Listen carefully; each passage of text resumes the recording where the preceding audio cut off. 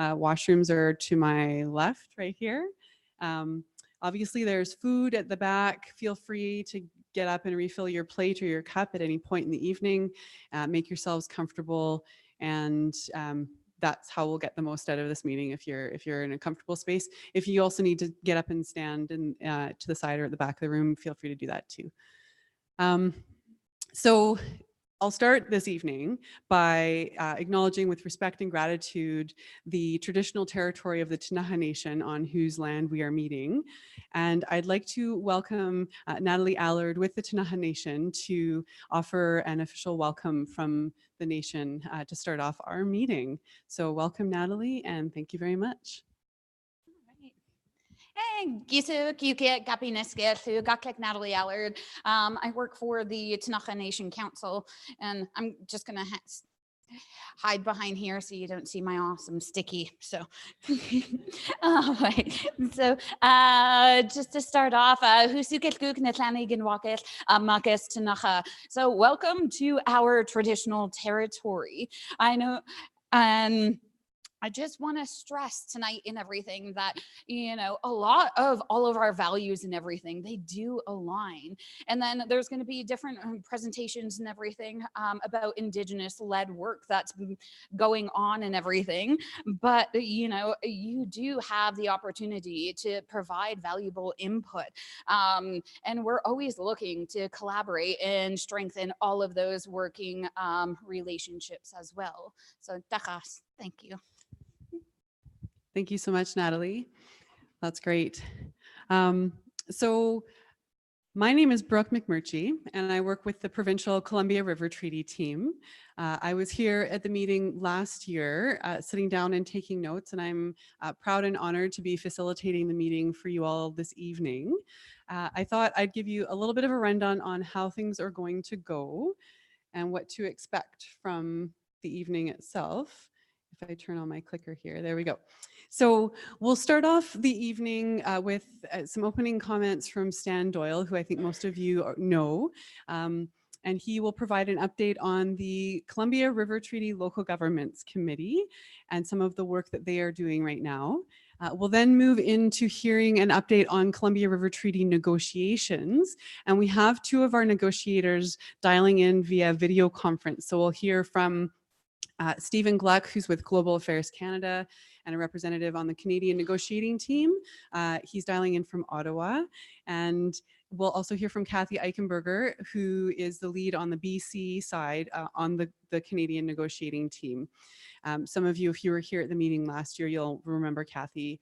She was here in person last year.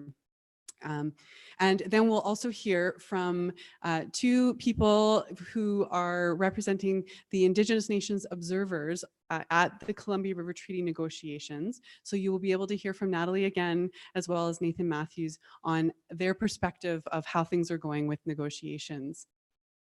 We will then move into a portion of the evening that we'll hear an update on what is happening around bringing salmon, or looking at the feasibility of bringing salmon back to the upper Columbia River, as well as an update on a heck of a lot of work that's going on and being led by Indigenous nations on addressing ecosystem concerns within the Columbia Basin.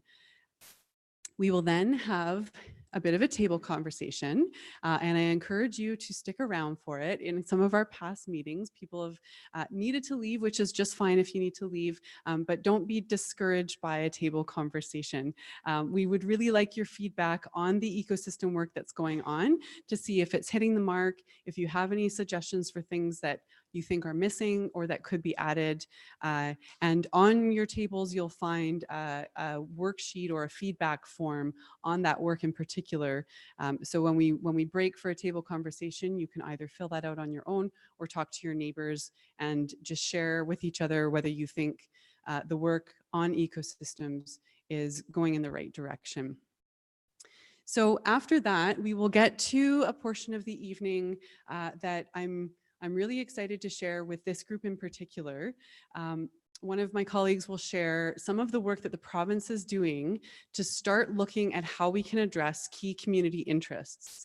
So some of you may have been involved in previous meetings. The province has been conducting consultation with the Columbia Basin public since 2011, 2012.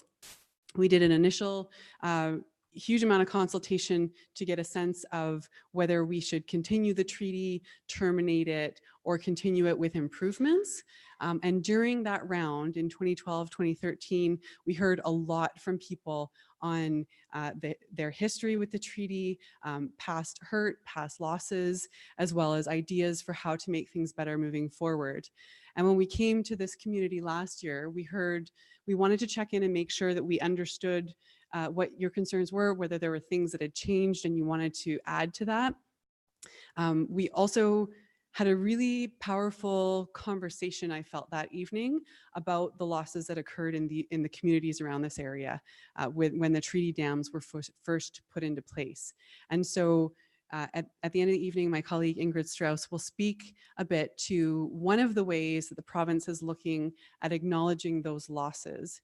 She'll also speak to a few other projects on the go to address concerns around agriculture, concerns around the Creston Dikes, as well as fish passage up in Duncan Dam. So it's a full-packed evening with lots of information, and the theme really for this round of meetings is to come back and show the work that's been done.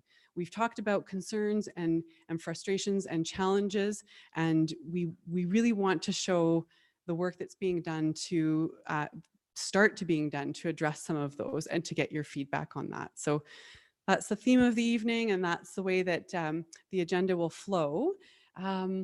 And we'll of course play things by ear if we need to move anything around. So I guess without further ado, I'd like to welcome Stan Doyle up to the front here to share an update from the Columbia River Treaty Local Governments Committee. And just a side note, the province has been working closely with local governments throughout this entire process, and they've been instrumental at making sure the concerns and interests of basin communities are included as we move forward with negotiating with the US. So thank you very much, Stan. Thank you, Brooke. I'm going to hide behind here with my big sticky notes here. Anyway, I'm Stan Doyle. This is my electoral area through the Regional District East Kootenay here, Area B, and I know most of you, and there's a few I don't, and we'll carry on with our plan for tonight. So I would like to thank the community for coming out and providing their input on the CRT, Columbia River topics, and it's essential that we continue to share our interests and concerns with the negotiating team and the Columbia River team.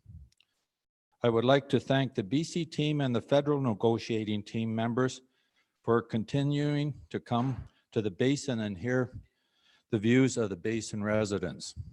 It's important that they're doing a great job of that. And there's a couple of people I'd like to introduce in here. Jane Walters, she's in the back, just stand up, Jane. She sits on our local governments committee. She's an active member of there. And then there's Pam Turk.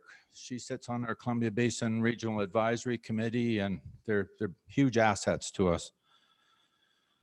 So, get the slideshow going here.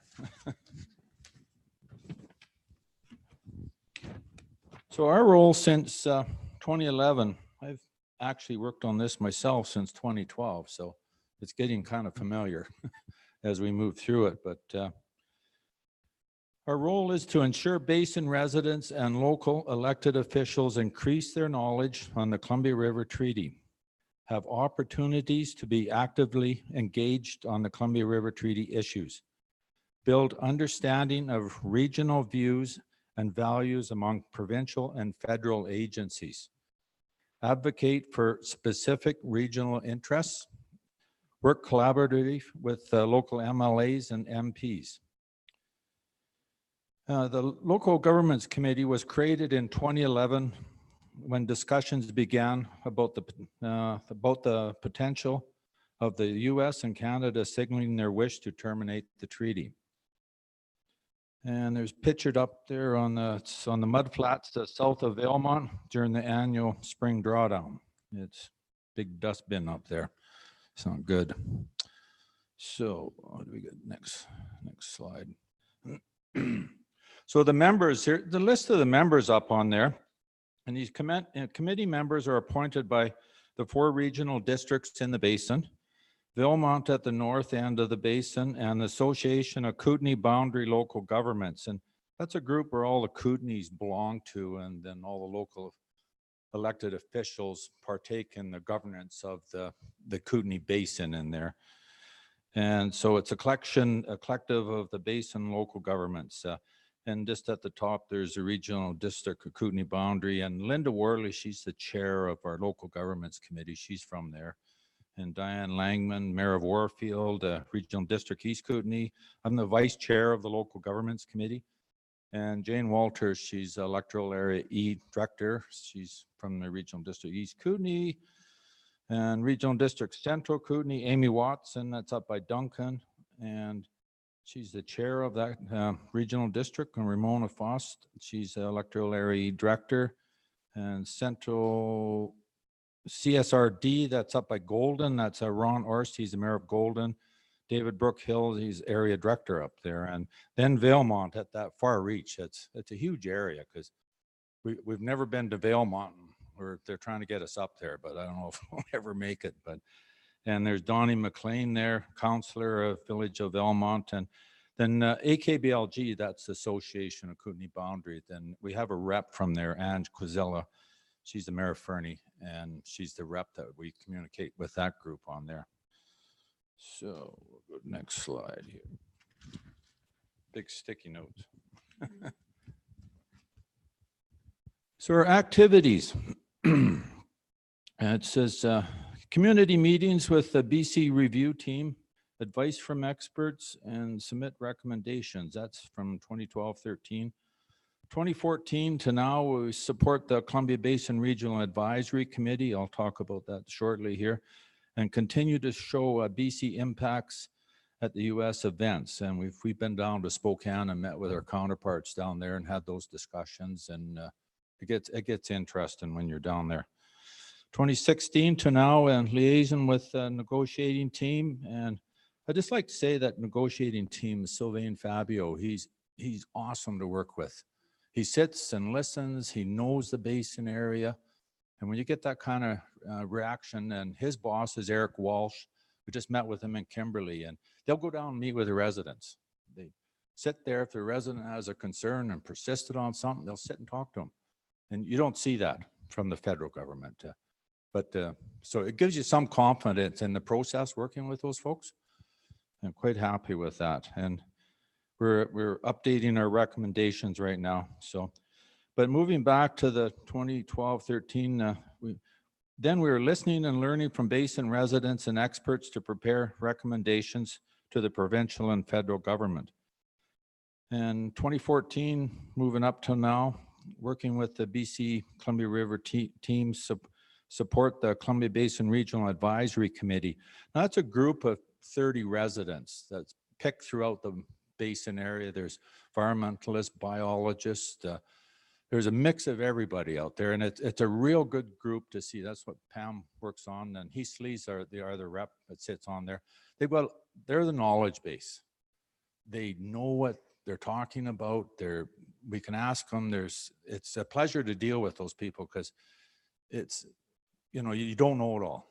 So you bring that group in there, and we work quite well with them. And the local governments committee, we're a different group.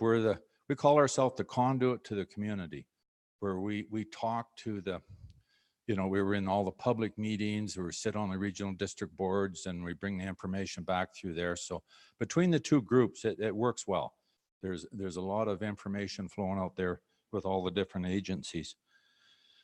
And 2016, it says, once the federal government became involved, the committee has worked to develop strong relationships with federal staff. Local Governments Committee is updated after every negotiating session and meets with the local negotiating team and Director General from Global Affairs. We just met with at the Transboundary Conference in September there. And currently the committee is updating our recommendations as some things have changed over the 5 years. It's a revolving door here. And treaty process recommendations. Excuse me. Local government status. Protocol with negotiating team is working. We're happy with that. The LGC committee is very supportive of the regional Indigenous nations having a meaningful role in the negotiations. It's a pleasure to work with them on this committee. Our interests are very well aligned on there. The committee has ongoing engagement with the negotiating team through a protocol and is confident that our recommendations and the voices of the basin residents are being reflected in negotiations. We are prepared to act if this changes as negotiations involve. And engagement with basin residents, on the second bullet point there, continue community meetings, social media, input from CBRAC, lots of different venues to keep people engaged with. And third bullet, to assess benefits and impacts, and it's information about benefits to basin residents available to communities to review. And we are making sure all benefits and impacts along are assessed and considered in treaty decisions.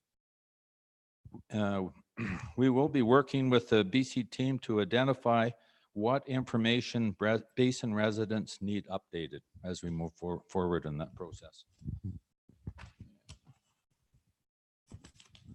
Need a secretary. Treaty content recommendations. So reduce negative impacts to the basin. It's a big one. And equitable benefit sharing. It's another major one. Expand the focus, especially to include ecosystems, and there's ongoing work on that right now. Flood risk management. The LGC believes the U.S. reservoirs should be drawn down more to minimize the impacts to BC without making conditions worse than the Koocanusa Reservoir. We're actively working on that. It's a big one for this area. Canadian input to Libby Dam operations, power generation, continued rights to BC water use, and the committee is very happy to see the Indigenous nations champion ecosystems and salmon restoration, which you will hear more about later in this meeting. And it's got another little point I want to bring up here. This is a project that is a major milestone for all people. It's a huge project that people working on for years, never mind the treaty. It's gone way back in time, and it will be a dream to fish for salmon with our grandchildren. I think that's a goal that we'd all like to have. So I like to see that project move forward, and full confidence that it will. So, and they'll be doing a great presentation on this later. And treaty content recommendations number 2. So integrate climate change, and everybody knows that's a big thing nowadays. How do we manage it? Because it's your runoff of your reservoirs and spring freshets, and we know what happened this year. The year before we had too much water, so it's a big part of it. And pursue salmon restoration, that's all of our goals, and everybody involved with it. And less fluctuation in reservoirs. That's always a concern for the recreation, agriculture of the area. And the governance, ecosystem expertise involved on the CRT implementation and local government advisory role. Increased flexibility, support for basin scale river management organization. And the governance recommendation is based on input from the public last year. Note that the basin scale river management organization recommendation goes beyond the Columbia River Treaty. And then there's a picture here, the swimming area in the cusp on the Arrow Reservoir in 2016 was drawn deeply down on the dry year operations. It's really not much different in Koocanusa. So.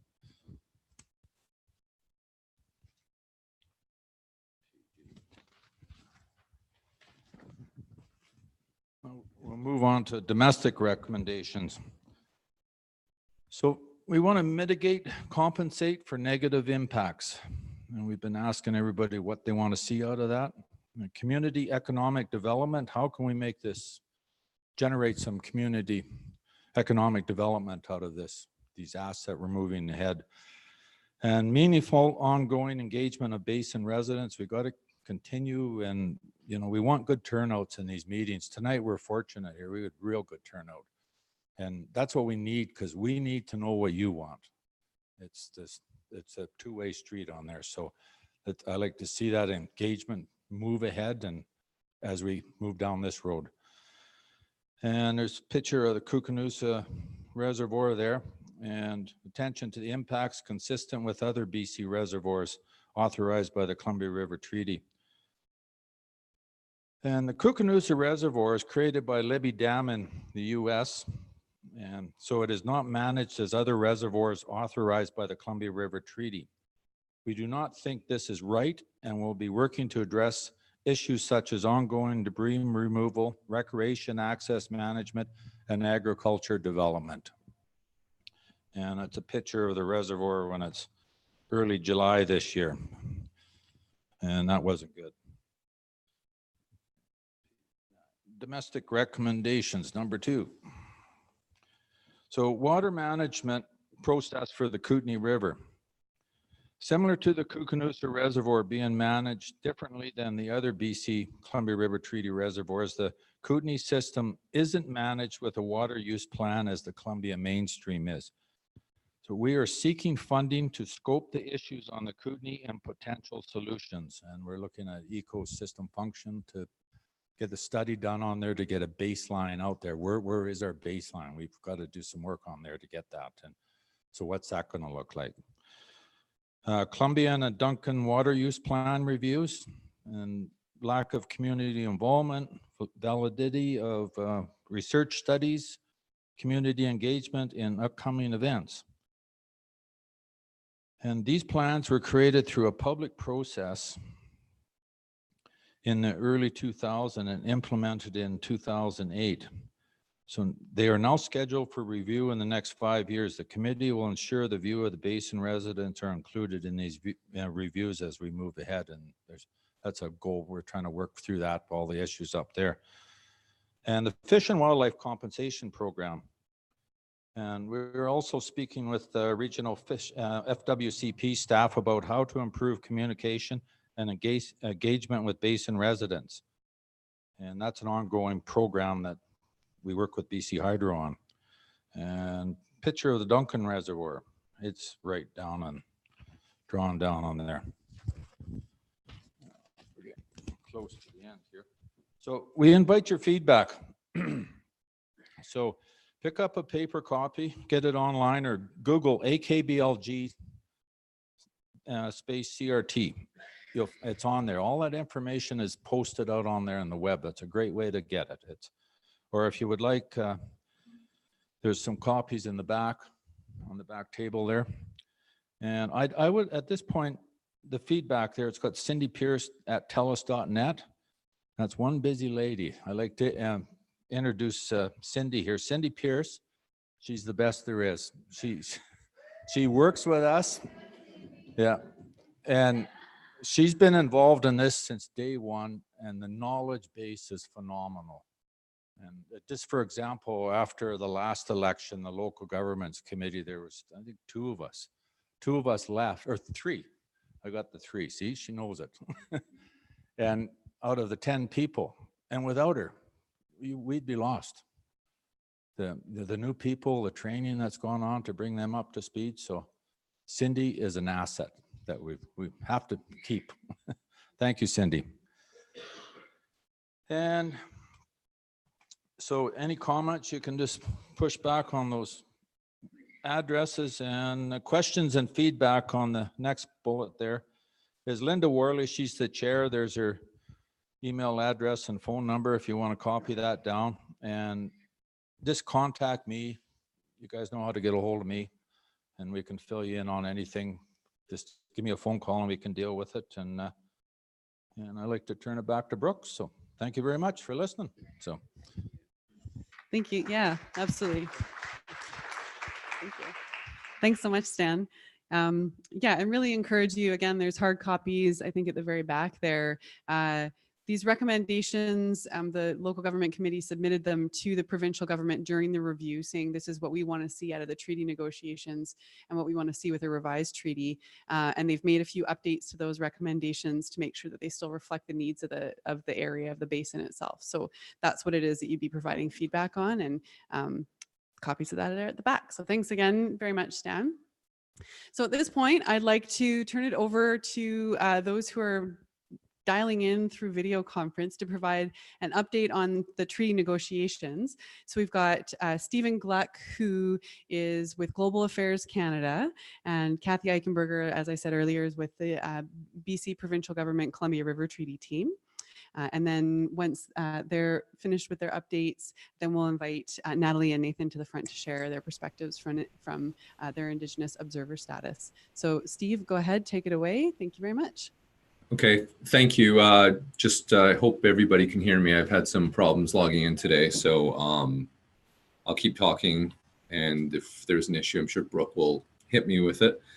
Good evening. It's good to be here. My name is Stephen Gluck. I am one of the negotiators from Global Affairs Canada on the Columbia River Treaty negotiations.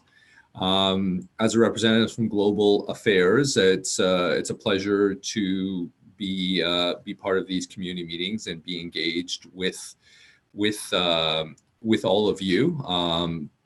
Unfortunately, we can't be there in person this time. I had the good fortune of being around the basin a bit for community meetings the last year and got a lot from them and wish to do so again in the future. But this time, the virtual presence hopefully will suffice.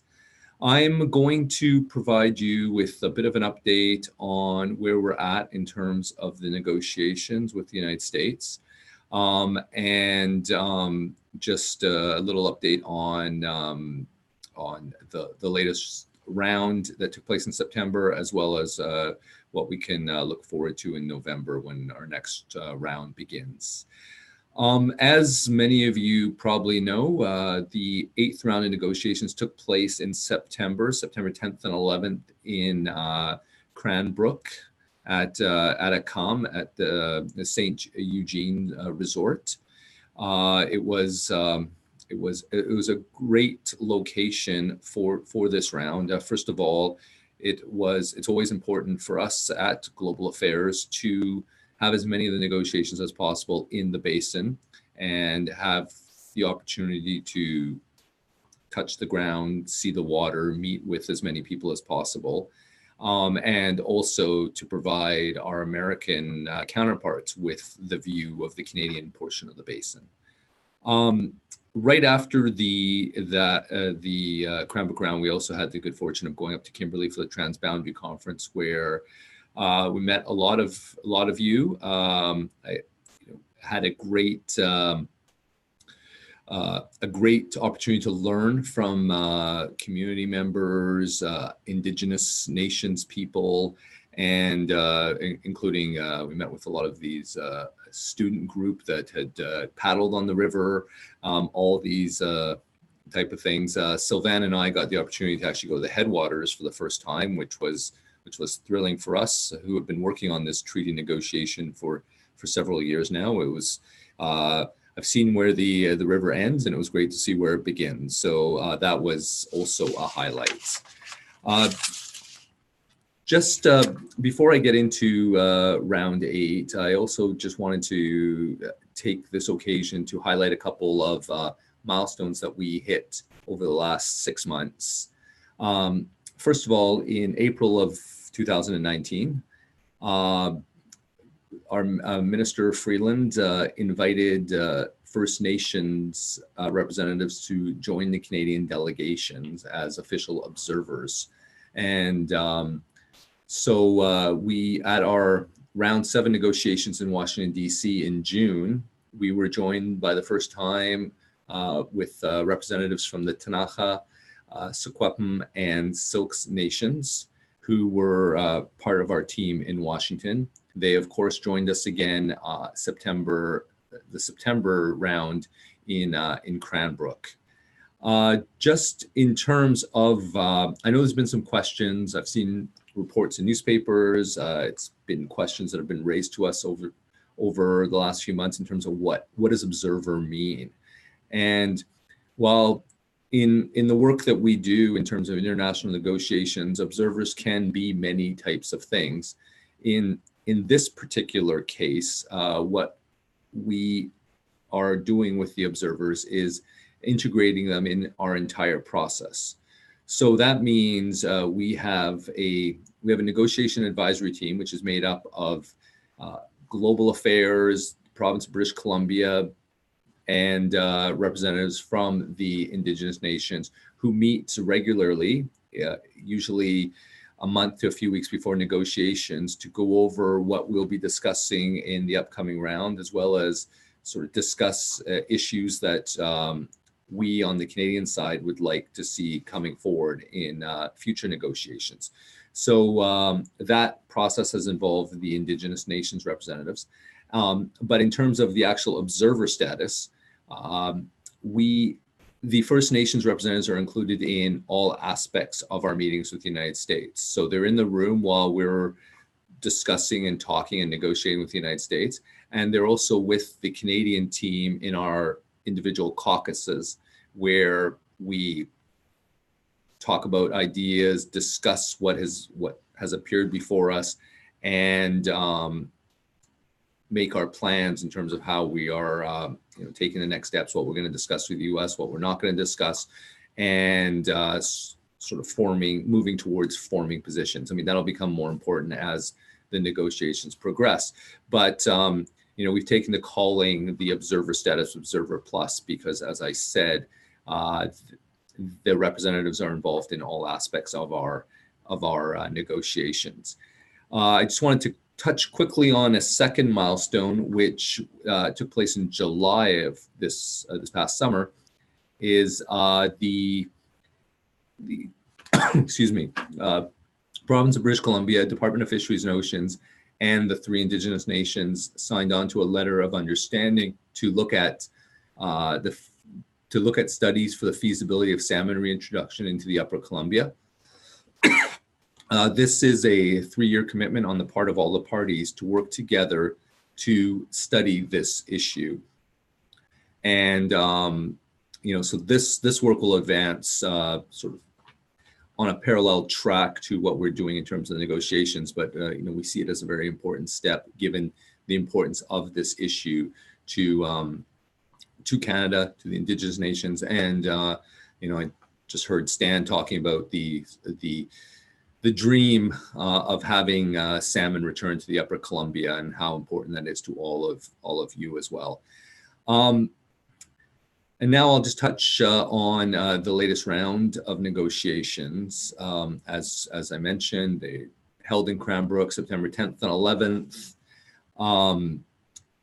The discussions for at this session, as well as in the previous 7 rounds, negotiations started with the US in May 2018, have mostly been information sharing. So, these are highly technical issues with many bits of information, a lot of things for the negotiators to grasp.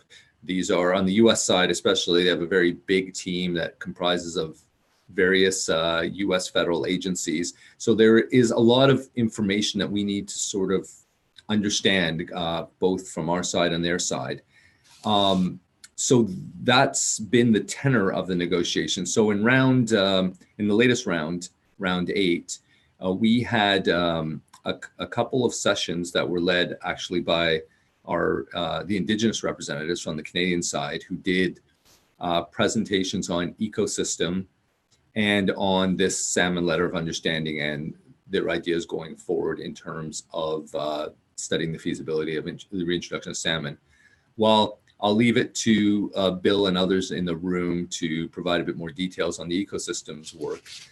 Suffice to say that we're very pleased with the fact that this particular item and this process is being led by the Indigenous nations and the Indigenous nations who live in the basin.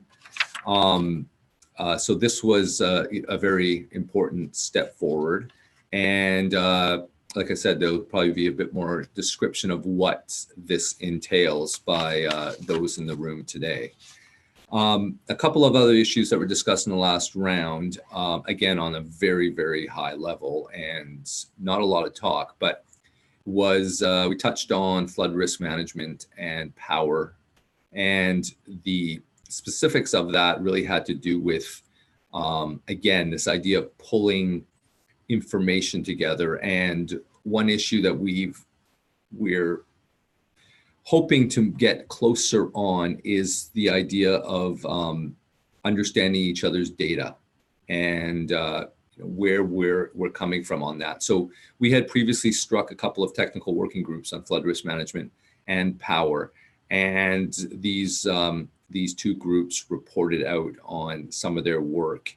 And we're still, it's hard to say where that's going to lead to right now, but the issue was, again, trying to bring our knowledge of the data and where each side is coming from a little closer together. Like I said, we'll see where how that takes us and how we're able to then better understand this information and negotiate with a better knowledge on that. The next round of negotiations are taking place in Washington, D.C., November 19th and 20th. We will be, since the U.S. is hosting that round, we'll be working with them on the development of the agenda. At this point, I'm not certain exactly what we will be discussing, but that's something that we develop over the coming weeks in advance of November 19th and 20th. And from there, we don't have any future rounds scheduled. We've been meeting every 2 months, 8 weeks to 10 weeks since we started. This could likely be the case. So we're looking at January, February, perhaps, or we'll see based on what comes out of November 19th and 20th. In the meantime, we will continue to work closely with the province, the Indigenous nations. We'll continue our outreach to communities like yourselves, and in our preparations for negotiations. And that's essentially what I have for now. I'll be happy to take questions once you hear from the others in this section. And again, I want to stress how pleased we are to continue to engage with the communities, the local governments groups, CBRAC, and just all of you. We learn a lot, and what we learn from you helps us in the negotiation room and will help us get a better agreement in the end. So thank you. Thank you so much, Steve. I think we'll pass it on to Kathy to see if she has anything to add.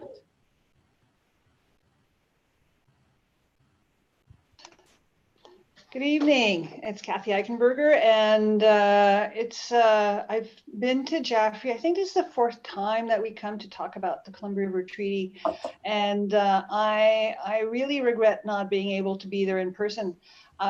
Sitting down with community members and having discussions on the future of the treaty is probably the best part of my job.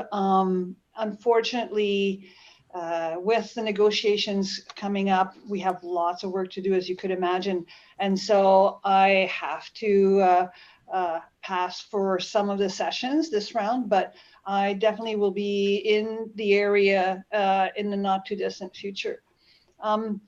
Thank you, Stan and Stephen, for basically saying everything I was going to say. There's not too much to add. But I do have a few points that I want to raise. One is that people often ask about BC's role in the negotiations. And so I do want to clarify that negotiating international treaties is the responsibility of the federal government of Canada. But Canada delegated the obligations and benefits of the treaty to BC in the 1963 agreement. And that is unique in the history of Canada. It hasn't been seen prior, and it hasn't been seen since. But the partnership that we have with Global Affairs Canada, which is the department that represents Canada in negotiations, it goes way beyond requirements of that agreement. I've been working with Stephen since 2011, and It's been, and with others in Global Affairs Canada, and we don't feel a distance, especially since Stephen is a BC boy. So he's our man in Ottawa, and that's always a good perspective to bring to the eastern side of the country. But we've been working together since 2011, since the start of the Columbia River Treaty Review, and it's continued on ever since, working very closely and throughout the preparations for negotiations and now within the negotiations. So BC has a number of members of the delegations, and so we are full participants. And we really appreciate the strong relationship, the cooperation, and we support each other in trying to, and will succeed to create a better treaty with our Indigenous partners and with the communities and hearing from all of you. One of the things from a provincial perspective that I wanted to bring is to say that we're very fortunate to have Minister Katrine Conroy as the minister responsible for the Columbia River Treaty. She was a critic for the Columbia River Treaty when in opposition, and she continued on, and she asked specifically to continue to have this portfolio. She's very knowledgeable, and frankly, she and her husband been personally affected as her husband's farm had been impacted by the creation of the Arrow Lakes Reservoir. So very knowledgeable. She lives at Pass Creek along the Arrow Lakes, and is a very strong champion for BC's interests, but she's also extremely accessible to us. As a team, we want to make sure that we're aligned with the minister and we need her support and her feedback. And it's amazing and frankly, somewhat unheard of for staff, people in government to have that kind of access to the minister and to her executive assistant, Adina Brown. But she's also very accessible to Indigenous nations, federal and local government officials, to all kinds of stakeholder groups, and especially youth. And for her, that is a very high priority because it's the youth that are going to inherit this modernized treaty. But the minister also advocates for us, for the basin communities, not inside the basin, where she speaks often to the Association of Kootenay Boundary Local Governments. She spoke at the Columbia Basin Transboundary Forum in Kimberley recently. She is very active and being interviewed by the media and connecting with residents that way. But very importantly, she's a very strong advocate when she goes to the United States and expresses the interests of BC in those forums. So she's actually invited legislative members from Oregon, Washington to her farm as part of the Pacific Northwest Economic Region last summer. And on, I think it's November 17th, she will be in Seattle as a keynote speaker, speaking to officials and stakeholders from throughout the Pacific Northwest on the importance of the treaty and how the Canadian basin has been impacted and what our interests are. So it's really an honor to be supported and to support a minister like that. I can see you. I really wish I were there, but I can see you through this Zoom thing, which is really neat. Hi, Pam. And it's great. I mean, Jaffray, you've always come and shared your views and given us a piece of your mind at times as well. And that's great. And that is fine. And we're really listening to that. You know, governments didn't do that in 55 years ago. They didn't consider social environmental impacts. They didn't consider Indigenous peoples at all. And today it's different. And our needs are different than 55 years ago. So each and every one of you who has something to say, it's important because if we don't hear from you, who do we hear from? And you all count. So that is very rewarding to see you all there. And I'm hoping that tonight you'll be pleased about what you're hearing, because we have been listening and we're working on what you've told us we should be working on. I do want to say that the local government committee, you've heard Stan, and they are extremely active. They were formed in 2011, and as soon as they were formed, our team went to them and asked for advice on how to engage and consult and speak and work with the communities, and we've been listening to them ever since. They meet regularly with us. You saw the recommendations, and one of the really neat things is in 2014 or in 2013, when we had a draft decision on the treaty and principles, and we consulted, we came to you and we went around the basin, and local government committee had also presented their recommendations, and there was a lot of alignment. There was 100% alignment, and it continues to this day, and that is important. So we continue to work with them, and they've been consistent. And it's for a lot of small communities and your local government representatives have a whole host of issues. It's not a full-time job, but I guess you all make it a full-time job for them. And yet they've continued on even during periods where there wasn't as much activity, and they're consistent and persistent, and they make sure that your priorities are dealt with in a serious way.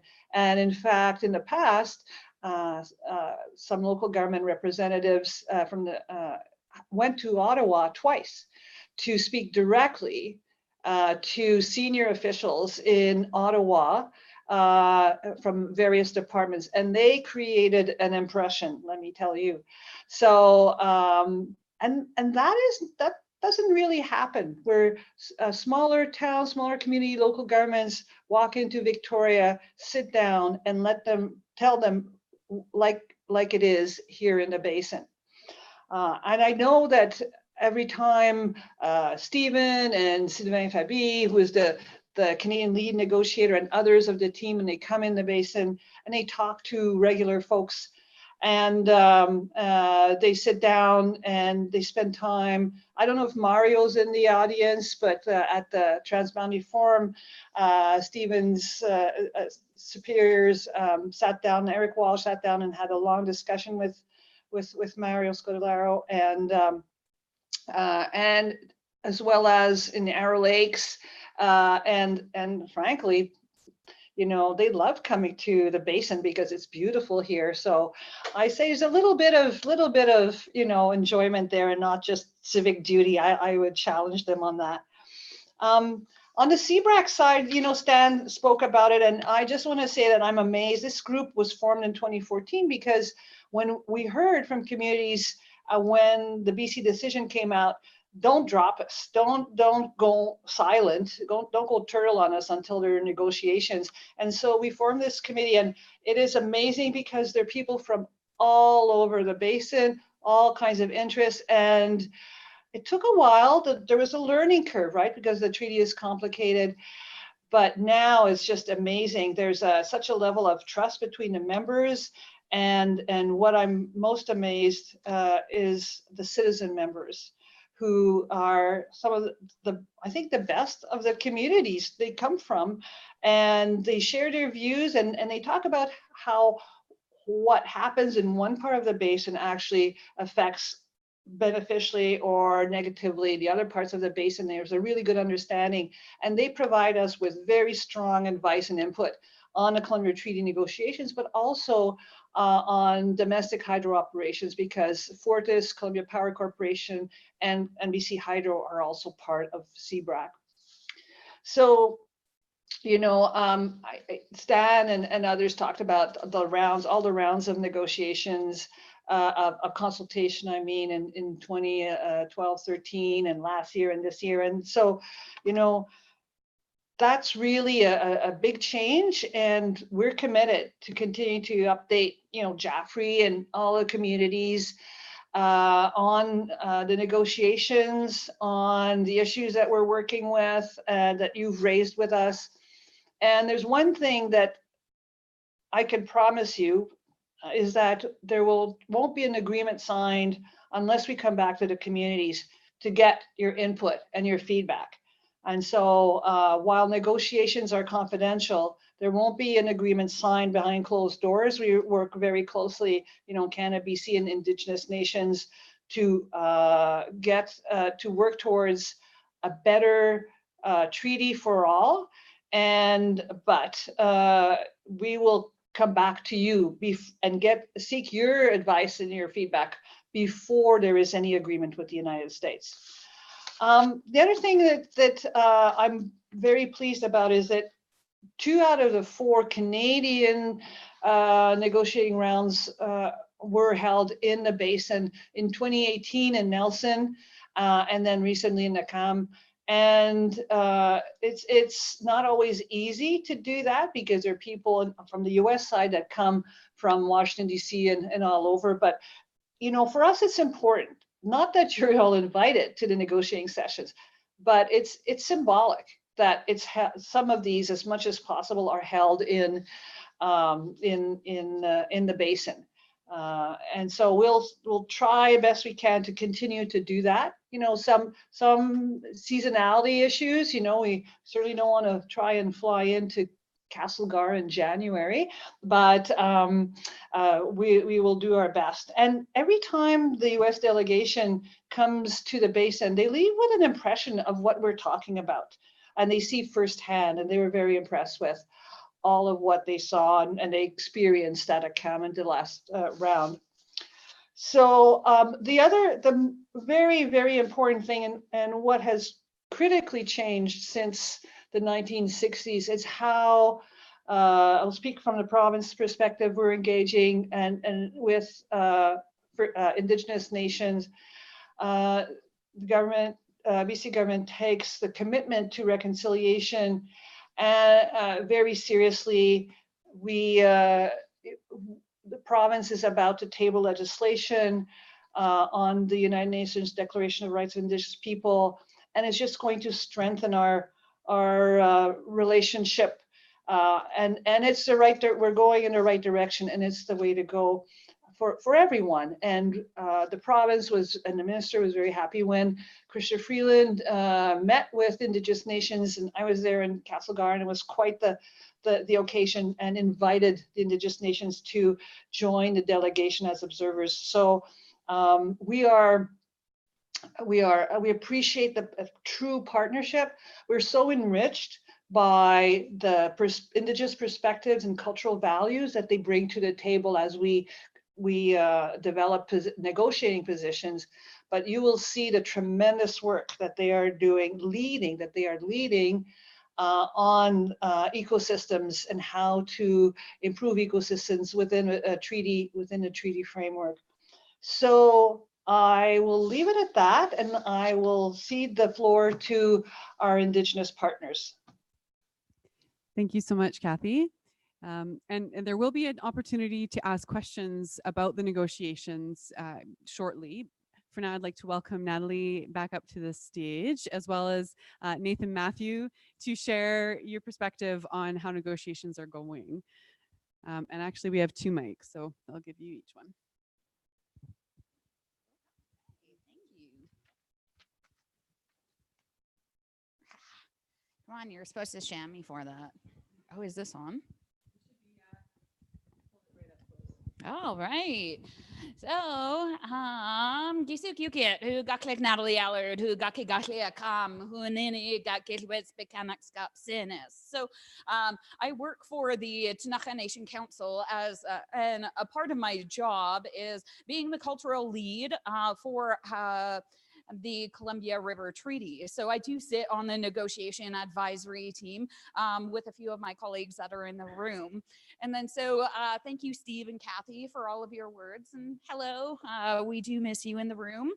And then so bear with me, it may be like a little broken record. I'm gonna highlight a few of the same things, but I have to go through my list or I'll lose my place and then we'll be here like the whole night and we don't want that. So, all right. And then, so our negotiation advisory team, as Stephen went and highlighted, it's composed of all of the 5 governments. So there's Global Affairs Canada, the province of BC, the Tnacha, the Okanagan, and the Shuswap nations. And then so one thing that has come out of that is our negotiation framework agreement. And then so that was recently signed by all 5 of the governments as well. And then so that is basically how we are going to work together and everything in regards to the Columbia River Treaty. And then so as Stephen went and highlighted, it is an observer plus status that we do actually have, because we were pulled in for round 5 of the negotiations in between the US and Canada for the prep meetings. And then so that did start in round 5 and 6. And then we got the observer status starting in round 7 of the negotiations. So it's very meaningful participation, which definitely means a lot to us. So our input into the negotiations, it provides that longevity and deep knowledge about the Columbia River and all living things that rely on the river for survival. And then it also ensures that our voice is a strong part in the negotiation, and it allows us to regain the ability to meet our responsibilities. So we are involved in various subcommittees as well for all of the work that happens under the Columbia River Treaty. So Bill's going to be doing a presentation on all of the ecosystem work that's being done. We are actively working on the cultural values modeling. We also have our First Nations working group, which is all of our leaders from all 3 of the First Nations as well. And here we are. And then so for round 8, as was mentioned, that was actually hosted in my community.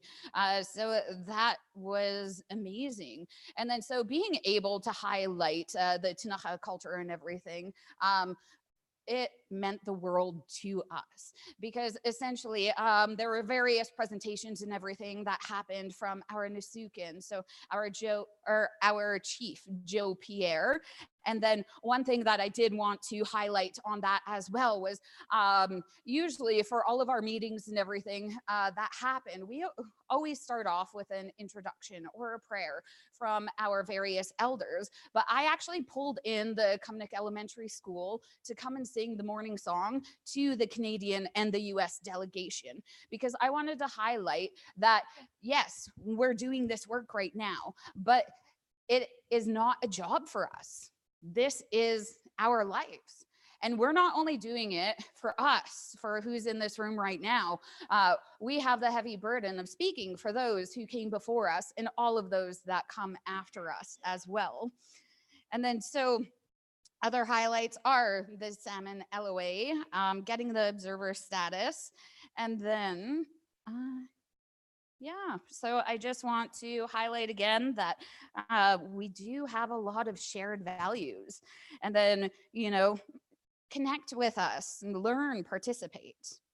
And so a big thank you to all of the other nations, the provincial and federal government, and the local governments committee as well. Dachas.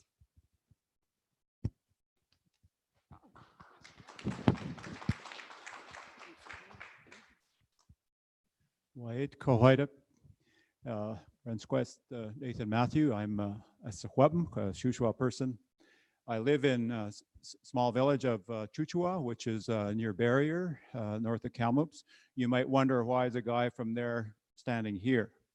The Sequebum Nation is very broad, and we are part of a division within the Sequebum Nation that extends up the North Thompson River into the headwaters of the Fraser, over to the Athabasca River area, the upper Athabasca near Jasper, and extends down into the Columbia Basin through what was the Canoe River Valley into the Big Bend country and south is around Revelstoke, and of course along with us as a Secwepemc, the Shuswap Indian Band has traditional territory in the Invermere area and around, and also there's a division within the nation, the Lakes Division around Spalmcheen, Enderby, Chase, Little Shuswap.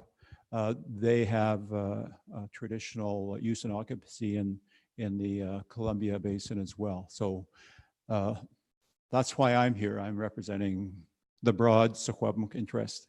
So thank you for the invitation. I'm glad to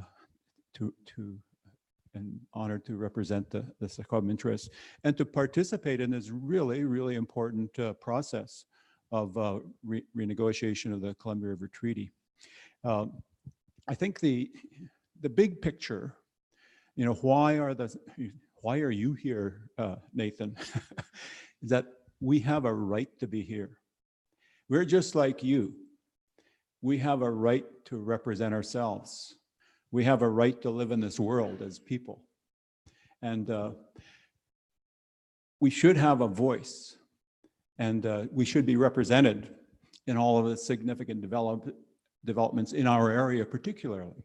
And so I think it's appropriate that we get together and exchange, communicate ideas.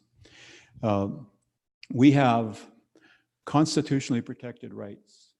Section 35 in the Constitution recognizes the existing rights and treaties of Aboriginal peoples in Canada. The most recent or a series of Supreme Court decisions have confirmed that we have a right to self-governance. We have a right to the lands within our traditional territories to use and benefit, to be able to carry on our culture, to go out on the land and have use the land in traditional ways and to benefit from those resources. And that we have a right to decide upon which the resources can be used. Those are all real rights. And the big challenge is, how do we get to a point where we can exercise those rights in an appropriate, respectful fashion? The federal government and the provincial government as well, since 2016, have recognized the rights of Indigenous people that have come through negotiations at the United Nations. The United Nations Declaration on the Rights of Indigenous People have been accepted and endorsed by Canada and the province of BC. And they are exactly to reconcile the rights of Indigenous people with federal and provincial governments and the non-Indigenous residents of this country. And of course, how do we, and that's recognizing that First Nations have a right to self-determination, to self-governance, a right to decision-making over lands and resources, and a right to carry on strong identities as Indigenous people. So, again, I'm glad to be here to take part in that exercise. And that's what we see it as a reconciliation of what our interests are with those others that live within our traditional territories. And listening to Stan, you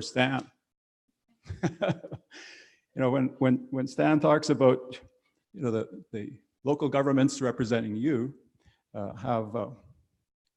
you didn't say rights, but I interpreted that like you have a right to stand up and to voice your opinions and really express what you think is important to be done for the resources within your area, especially in this regard, the Columbia River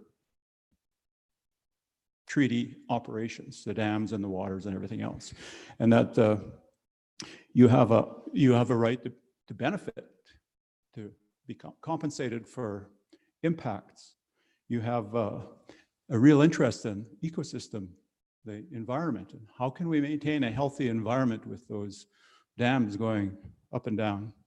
How do we deal with issues like climate change and the future of our children and their children, and so on. Oh, and salmon too. You'd like to see salmon come back into the Columbia River. So we have a lot in common. I clearly hear the desire for you to be part of the decision making, the governance, and have a clear voice there. That's real. So we have so much in common. And when I think of reconciliating the interests of the residents of the basin and Indigenous people, I don't think we're that far apart. As a matter of fact, I see more in common than anything else. So today and tonight and going through the series of these meetings, I really look forward and I listen for ways in which we can support one another, and so that we can effect positive change. Stand up, be clear, have our voices heard, and look forward to a better place for ourselves and our children and our environment through working together. So, Cook's Jam, thank you.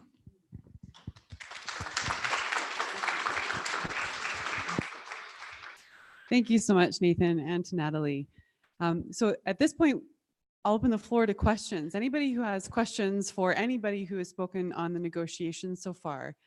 We've got, and maybe I'll preface that with just saying we've got a full evening tonight. So if you could try and keep your questions to a couple minutes, that would be great.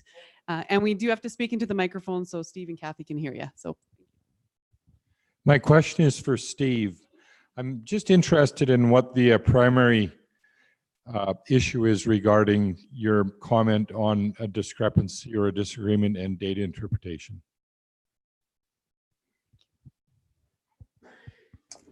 Yeah, thank you for that. And I think we've lost Kathy because she just sent me a message. So I don't know, Brooke, if you guys can figure out how to get her back online.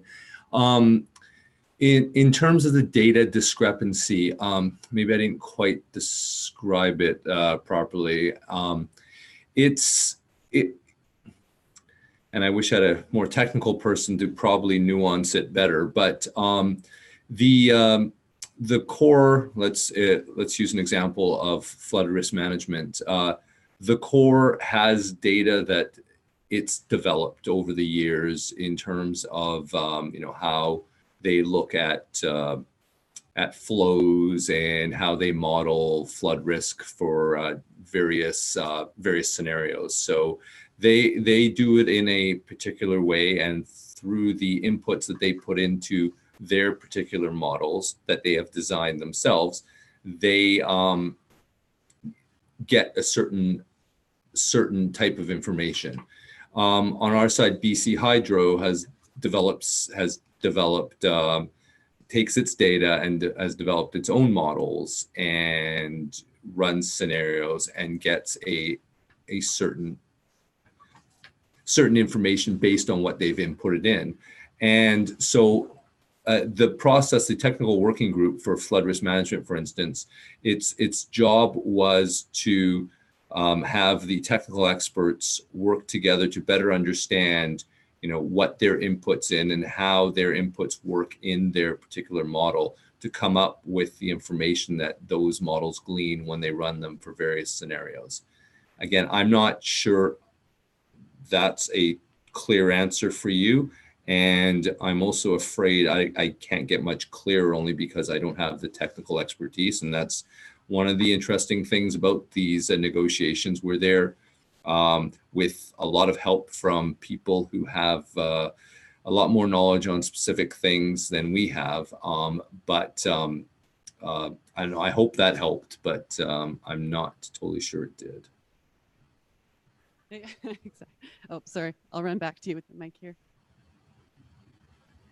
So does it essentially boil down to water lake level management challenges or differences in what those levels are going to be or should be? Oh, I think that would be the end result. But I mean, first of all, when we're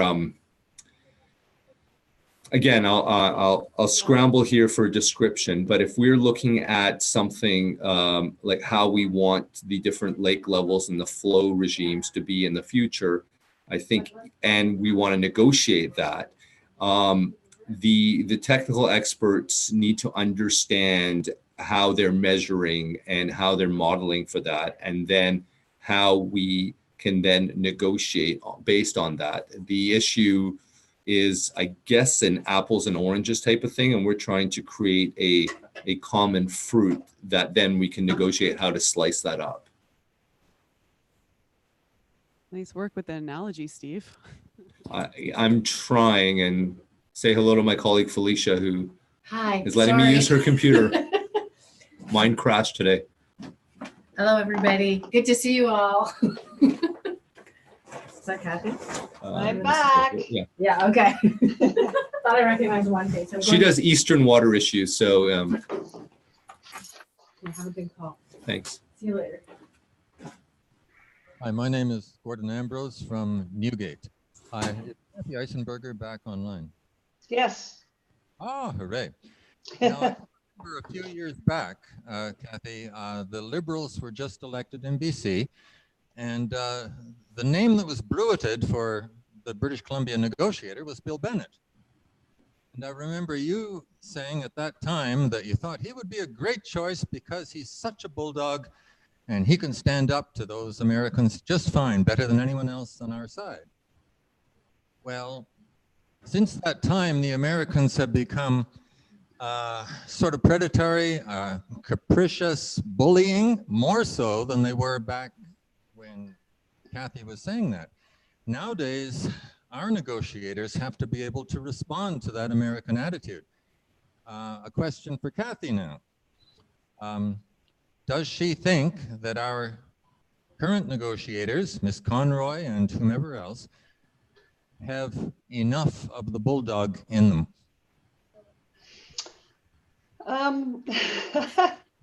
I remember you asking that question. I remember you very well.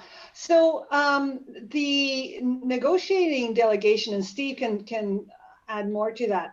The politicians are not part of the negotiating team. They are doing what they are doing and supporting the team in providing feedback, and they will intervene and make decisions when we get further down the road, but they're not at the table. And so Mr. Conroy, she's not part of the negotiating delegation either, but I and my boss, Les McLaren, my ADM, we confer with her on a regular basis.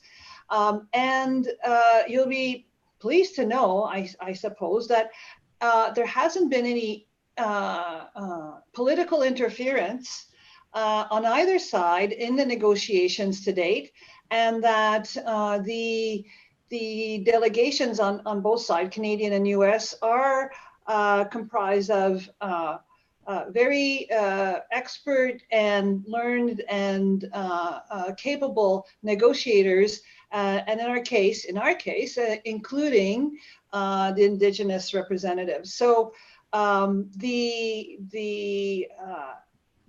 the atmosphere, the exchange that we've been having with the US delegation has been very civil, very collaborative, very congenial. We can't predict the future, but at this point, I can say that we continue to wish to keep those kind of politics out of it. Steve, you want to add something? Yeah, I'll just add that the negotiations, as most international negotiations are done by career bureaucrats, in our case, career diplomats, and that's, as Kathy said, is happening on both sides. You know, the U.S. chief negotiator is a longtime State Department official.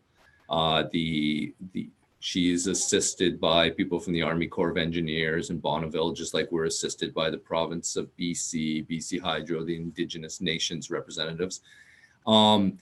In terms of the necessity for bulldogs, I mean, first of all, our chief negotiator, Sylvain Fabi, can be a bulldog if necessary. He's not around. I can say that right now. And I think Kathy would vouch for that, as would Nathan and some of the others in the room. So I'm not afraid that if there is a need for, some show of strength, I'm trying to choose my words carefully, that we have the right guy in that particular room. You're right to some extent. If things fly off the rails and get political, that's when the politicians tend to come in. We have gone through a year and a half without that so far. We hope that continues going forward. I mean, I should let you know, we do a lot of negotiations, a lot of discussions, not necessarily on treaties all the time, but just various back and forth with the US on issues. Some of them are very amicable, some are a bit more irritant based. And for the vast majority of them, they're done without having to come in with sledgehammers. They're done, with some tough talk and tough back and forth. But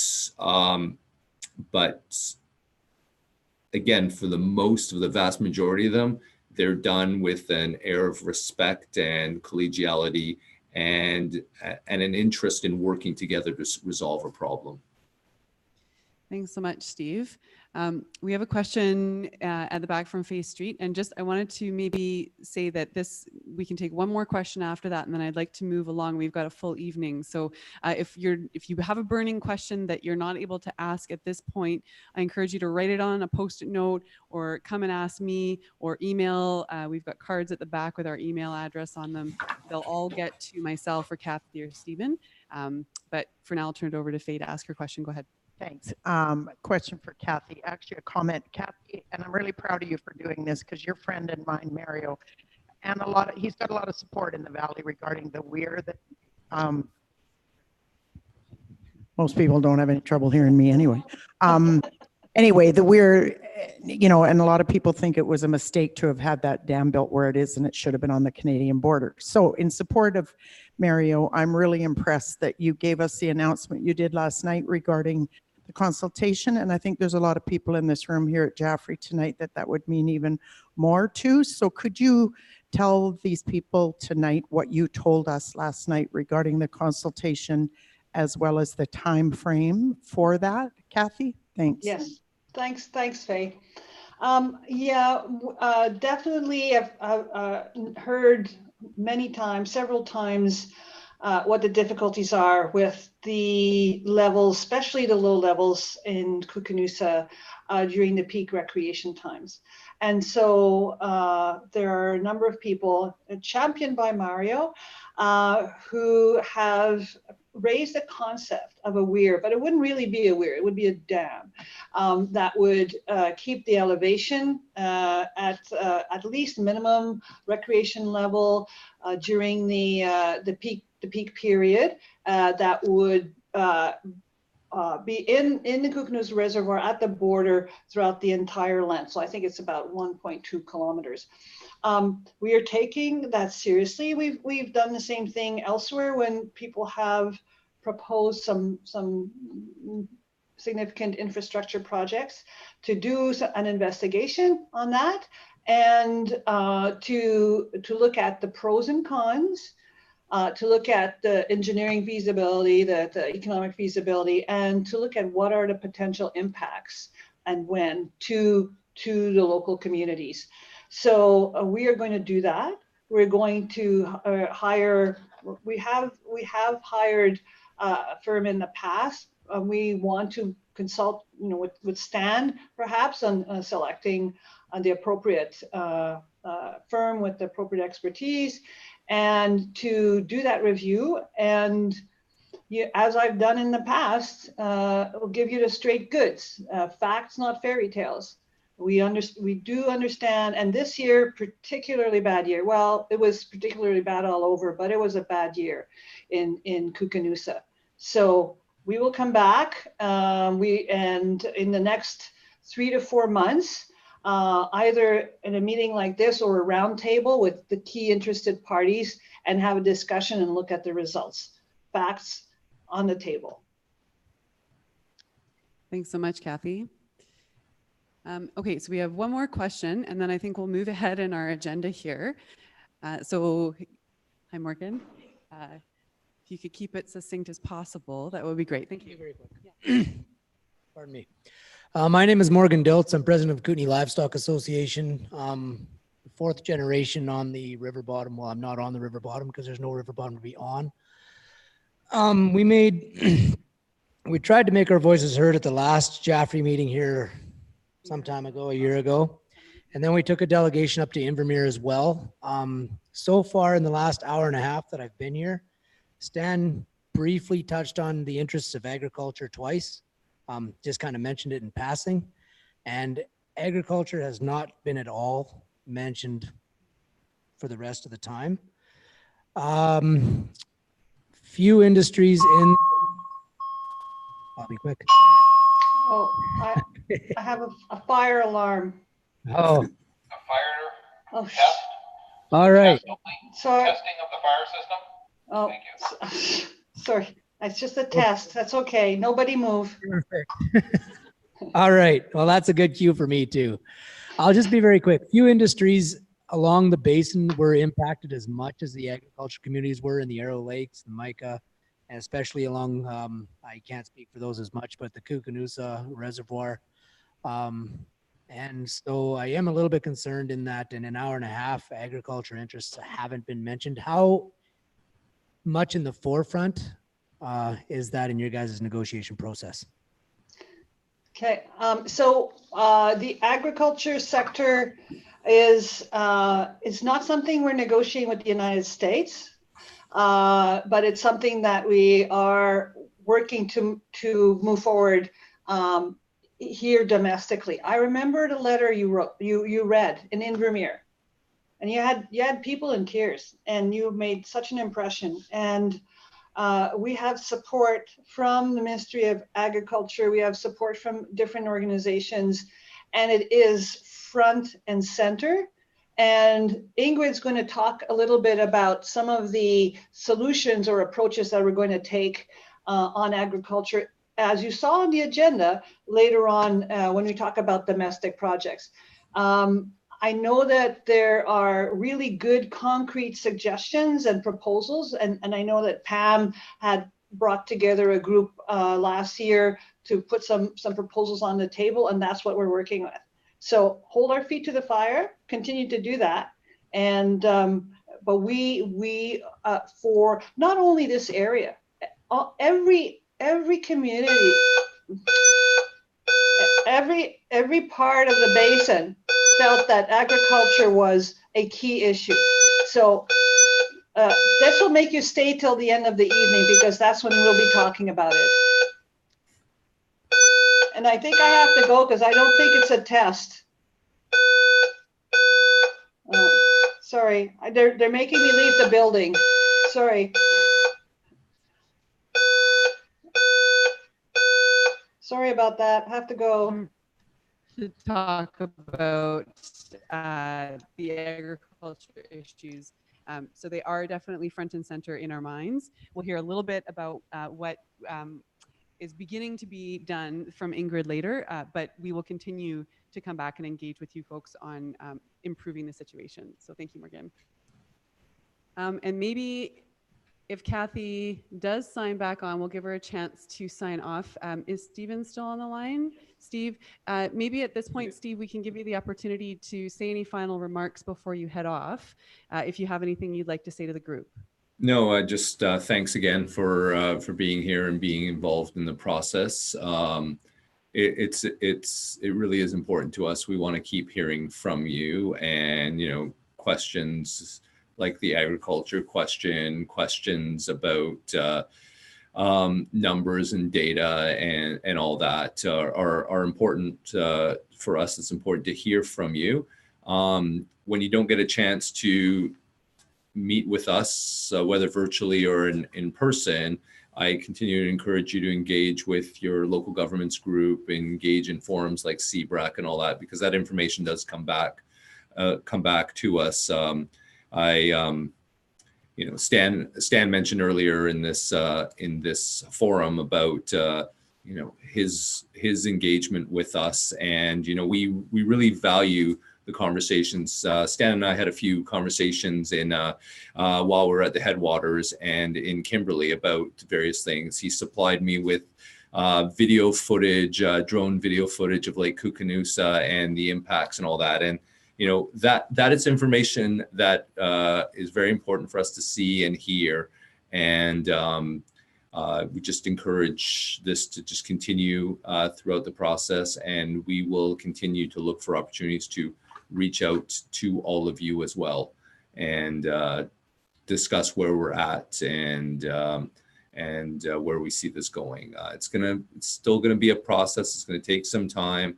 There's a lot of work to be done on this, but we're hoping that with our ongoing engagement, that there will be no surprises at the end. And so that's what I'll leave you with at this point. And again, thank you for listening to me and to Kathy and your just ongoing engagement in this process. So thanks. Thanks so much, Stephen. And thank you again for dialing in on Ottawa time. We appreciate that it's late there for you, and appreciate you taking the time to be here. So thanks and good night. Thank you, Brooke. So thank you all for your thoughtful questions. So we're going to rejig the agenda a little bit. Instead of having the table conversations in the middle of the night, we're just going to continue on with our presentations because there's a lot of really good information we want to make sure that you all hear. And then at the end, once Bill has shared an update on ecosystems and salmon restoration, and Ingrid has shared bits about approaching community interests and what is being done to address them, then we'll invite you to provide some feedback on the ecosystem piece before you head out. But right now I'd like to invite Bill up to the front to share with you some of the very important work that you've heard a little bit about so far on ecosystems and the salmon reintroduction. And bear with me as I pull up the PowerPoint here. Thank you very much. Thank you, Brooke. If I understood Brooke correctly, I think she said we're not going to do the community discussion in the middle of the night. We're going to do it later than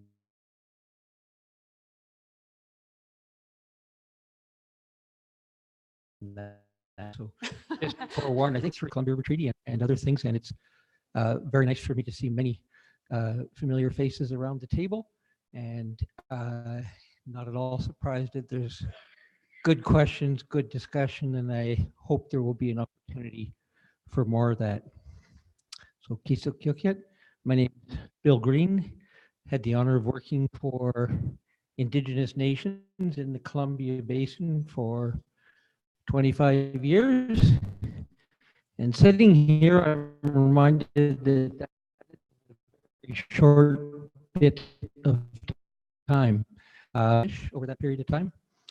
And over the last 6 months, I had the honor of being appointed by the Ktunaxa Nation to be their observer at the CRT negotiations. And that is indeed an honor and a tremendous opportunity to be part of that negotiating team.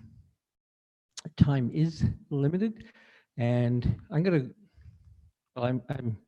been sitting at the back. I've been thinking about Dan Gravel, who most of you I expect know, and Dan has been remarkably within the Ktunaxa Nation and more broadly a champion of salmon restoration for many, many, many years. And he's been in a leadership role with Tobacco Plains, but also within the Ktunaxa Nation.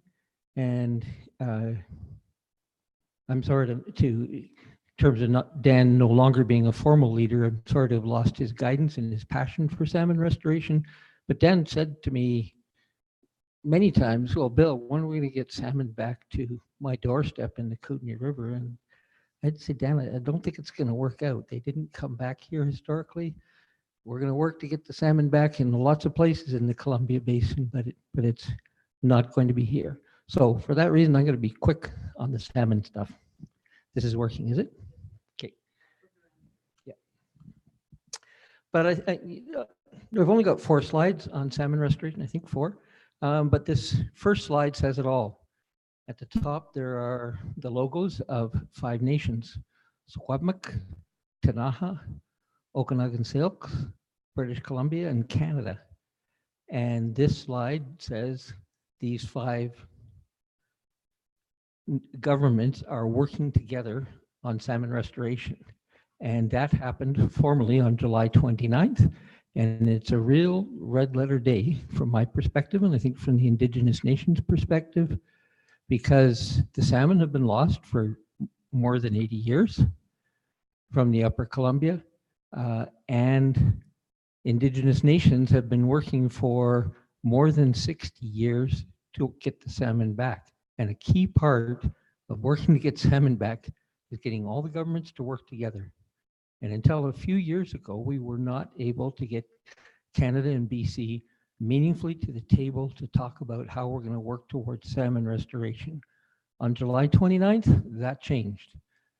Ministers, on behalf of both federal and provincial government, and chairs and leaders from each of the nations came together and signed this letter of agreement and said, from this point forward, we're going to work together towards the goal of salmon restoration.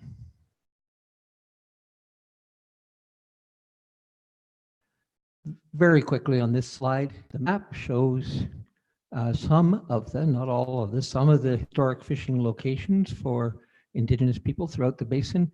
And obviously within the Canadian side, right down by Fort Shepherd, right by the border, and all the way up to Columbia Lake, and in particular to where Dutch Creek flows into Columbia Lake, and to the first thread of the Columbia River, which is downstream of Columbia Lake, and many other fishing locations.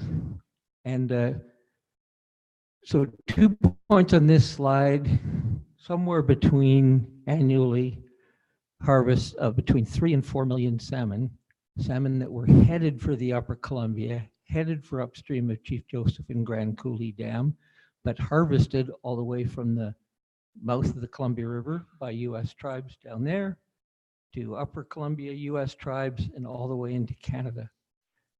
But then if you look at that top line, it says average annual runs above Grand Coulee of 2.3 to 2.6 to 3.7 million salmon. And I just talked about harvests of 3 to 4 million salmon. What that tells you is that about 50% of the salmon that were destined for the Upper Columbia were harvested along the length of the salmon. And that's not a surprise. Typically, at least historically, salmon could be harvested at a rate of about 50%.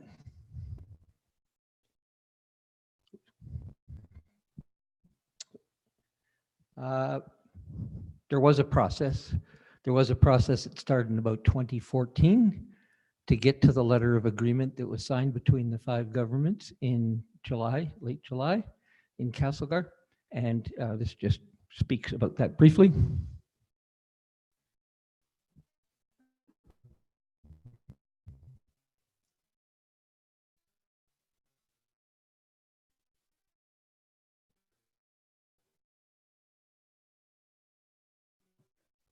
Together over the next 3 to 5 years towards salmon restoration. It skipped that slide. And this is the exciting part to me, is people say, is it really possible to get salmon back? And it is becoming more and more possible. Think first of all that there are 9 dams in the lower Columbia River up to Chief Joseph Dam. All 9 dams are passable by fish. And all 9 of those dams now have salmon survival upstream and downstream of between 97 and 99%. And that's why we have some remarkable rebuilding runs of sockeye and chinook in the Okanagan River, is because of that high survival of salmon passing through those dams. But that's been driven by technology. And the US has said to dam operators, the US government said, you have to provide that kind of survival if you're going to continue to have a license to operate that dam. And so engineers are thinking, how are we going to get 98% survival of salmon migrating upstream and downstream? And the engineers have come up with solutions like to get salmon upstream. Some of you may have heard about or seen the salmon cannon or whoosh technology. It's basically a vacuum tube like you used to see for shooting invoices and receipts around in old-fashioned stores many years ago. That fires salmon, and it fires them up to 300 feet over a 300-foot high dam. And there are videos for sure. It's quite amazing to see. So a salmon will pass through that length and over 300-foot high dam in about 15 seconds, whooshing up. That's why it's called whoosh. Yeah, Google whoosh and you'll see, or whoosh fish cannons, and you'll find videos of this happening. But this is a rapidly developing technology. A month ago, they were trying a new variation that actually automatically separates fish species in size before they are shot up in this cannon. And so that gives you the ability to exclude undesirable fish, walleye, for example. And this is a floating surface collector. This is on the Deschutes River in Oregon. And this is a tool to get the fish safely downstream. So basically, young salmon migrating downstream are at the top of the water column. They don't dive down deep. This skims the water, collects the water off the top layer of the reservoir or the lake, and captures them, puts them into a pipe. They either go downstream of the dam, or through that pipe downstream of the dam, or they go into a truck and are transported downstream. So this is just a few of the technologies that are developing to make it possible. Okay. You get me for 2 presentations. Sorry.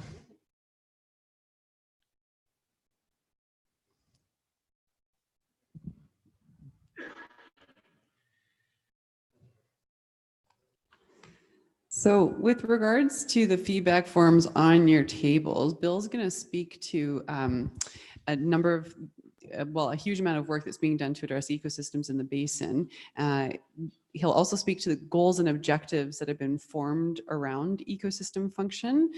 And those are all on the feedback forms on your table. So if you feel inclined, you can make comment on that as he goes through the presentation, or just know that the dense information that he'll be talking about, you have a resource to take away with you if you want to process it further afterwards.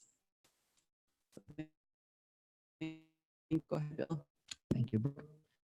With a few acknowledgements. One is to the government of BC, which has really spearheaded and supported Indigenous nations taking the lead in this work. That's remarkable. The government of Canada for really building this into the negotiation approach of the government of Canada. And I had the honor of presenting this information to the last round of negotiations. So acknowledgement of the government of Canada, and finally acknowledgement of Cindy Pierce. We've already heard great things about her. There's more great things in terms, she coordinates this work on incorporating ecosystem function for all the people that are working on this. So huge acknowledgement to Cindy.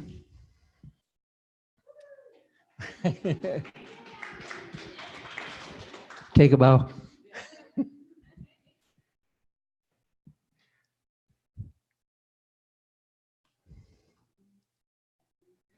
Down arrow's not, oh, down arrow, no, nothing's working. Sorry, technical difficulties.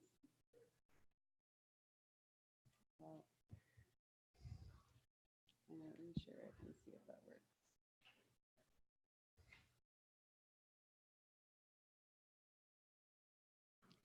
That works. So just a quick snapshot of where I'm headed with this presentation, but the main message I want you to think about is the last 2 bullets. The work we're doing around ecosystem function, around goals and objectives, knowledge gaps, is a work in progress.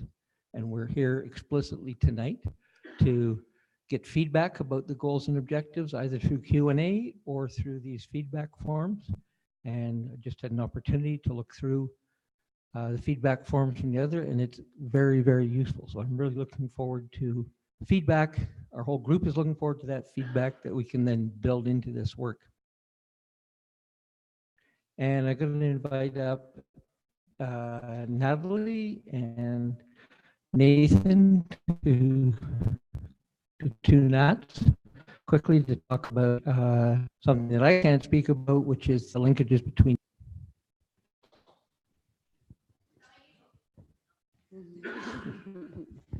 That's right. Here's one here. Oh, okay. I was like, either one works. All right. So, looking at connection systems, water, and the culture and rights practice. So, the Tanakh, we were put here by the creator. So our oral histories, they speak to the creation of human beings. These stories have been handed down from generation to generation, and there are direct links between Tanakh oral histories and all of the ark site locations and artifacts and everything found throughout the territory. So Tanakh, as with many other First Nations, maintained cultures and spiritual understandings that stress tradition, community, and harmony with the natural environment. So Tanakh law, we call that Aknumustichich. So it's the word for the law that was given to us by the creator, and it speaks to why we were put on this land. The creator put us here for a purpose, and that purpose is to take care of the land and its resources. The law of the land is of survival. The land gives us the resources to survive, and in return, we uphold our covenant with the Creator to protect and not overuse the land. It is the foundation of our spirituality. That of being humble in our limited understanding and of being respectful of our role within nature and with our creatures, as well as being respectful of acknowledging the Creator and our ancestors. So the foundation of the Tanakh relationship with the land and its resources is our recognition that we are a part of the land. Our understanding of our connectedness requires that we have respect for all things, as anything that affects one affects everything else. The Tanakh have roots that tie us to the territory, and it is believed that we are of the earth. In other words, what we do to the earth, we do to ourselves. The Tanakh phrase that captures this interconnectedness is Yakach Hanetiki. Na amak. The phrase translates to our people care for the land and the land cares for our people. Tachas. You're proud of me. I got 2 minutes. No. In the same fashion, the Sahuabm have our ideas about ourselves in terms of where we came from, and we have our stories, our traditions, our beliefs about our place in the world, and our relationship with the world around us, the natural world.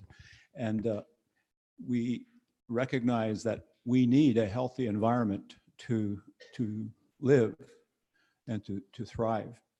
And in order to keep that, we have to make sure that we respect and keep the environment healthy. And so again, I won't repeat, but a very similar traditional perspective to our relationship with the land. And in this case, the Columbia River Treaty has really created a lot of imbalances within the territory, where issues like simply like clean water, or that the inability of species to be healthy or to grow or to reproduce are really compromised by extreme fluctuations in water levels. The speed of the water, the temperature of the water, the sediments in the water. So a lot of those aspects of the operation of the system are contrary to what we would believe to be good practices of respect to the natural world. There was another slide, I think. Oh, I don't know anything about that.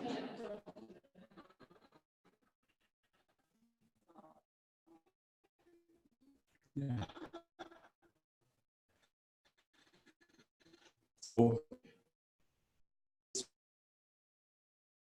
that respect our traditional. And it's, come on, play ball. No. There we go. So it's one river or one natural river is what we would say, that we have to take the whole Columbia River Basin when we work toward protecting our resources, sustaining clean water and healthy populations of fish, wildlife, and plants.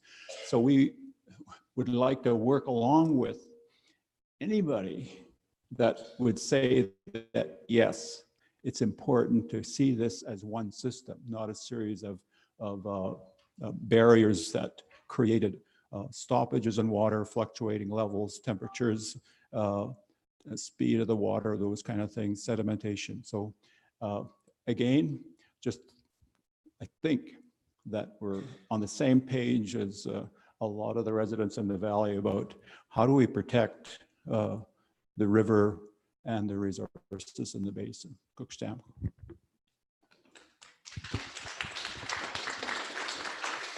I meant to mention that I did take care to come and take a look at this area before. I haven't been here before, and that's why I'm here, is to get a better understanding of some of the issues. So I did I stopped up at Wardner and looked around and read all the signs about the dam and took a few photos and tried to figure out, is this dam high or is it low or what?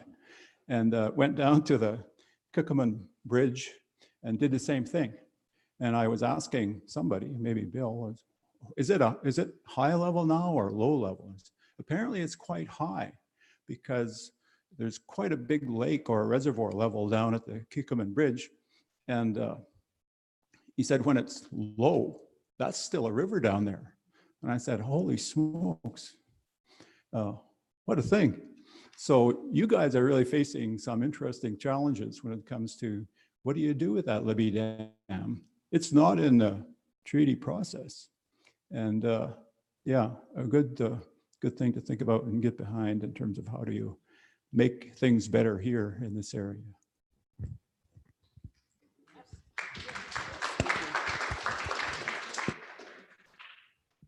Thanks very much, Natalie and Nathan. And Nathan just spoke about the reservoir levels, and it wasn't me you asked about that, Nathan, but I do want to say, yes, holy smokes. It's quite a difference between when it's river and when it's reservoir. So this slide is from work that was done over 4 years, between 2007 and 2011, for the Fish and Wildlife Compensation Program. It's a big report. This is one summary table. And that summary table, I want you to turn to these, the fourth, third, second last rows. So the fourth is wetlands, the third last is floodplains, and the second last is upland ecosystems. And what that indicates is, so each of these in the right-hand column is the hectares of different types of ecosystems that have been lost as a result of the 4 treaty dams. And when you look at this, wetlands, floodplains, and uplands, those are the biggest categories of loss of ecosystems. The other one being lakes at the top. And you say, what do you mean lakes? There's way more lakes, large area lakes. Well, distinguishing between lakes and reservoirs. So Kinbasket used to be a teensy-tiny little lake. Now it's a huge reservoir. But that's the loss of a lake ecosystem and instead a reservoir ecosystem.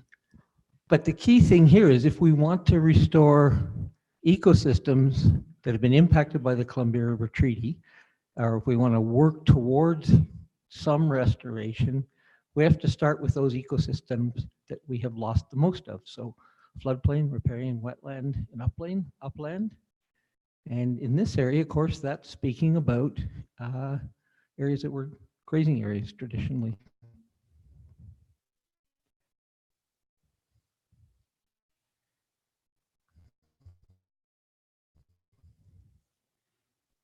So very briefly, there is, I've been in meetings in this room in, I don't know, some year between 2011 and 2013, probably several times, and hearing the feedback from here, and there was support here and support at every other community meeting for, hey, let's work towards restoring ecosystems, including the ecosystems that supported agriculture. Of course, Indigenous nations, that was strongly to be within Indigenous nations. And in turn, that was reflected in the BC decision that came out of the ministers and cabinet in 2014, that interest in addressing ecosystem issues within the renegotiated Columbia River Treaty. And fortunately, that was paralleled on the US side as a result of their process.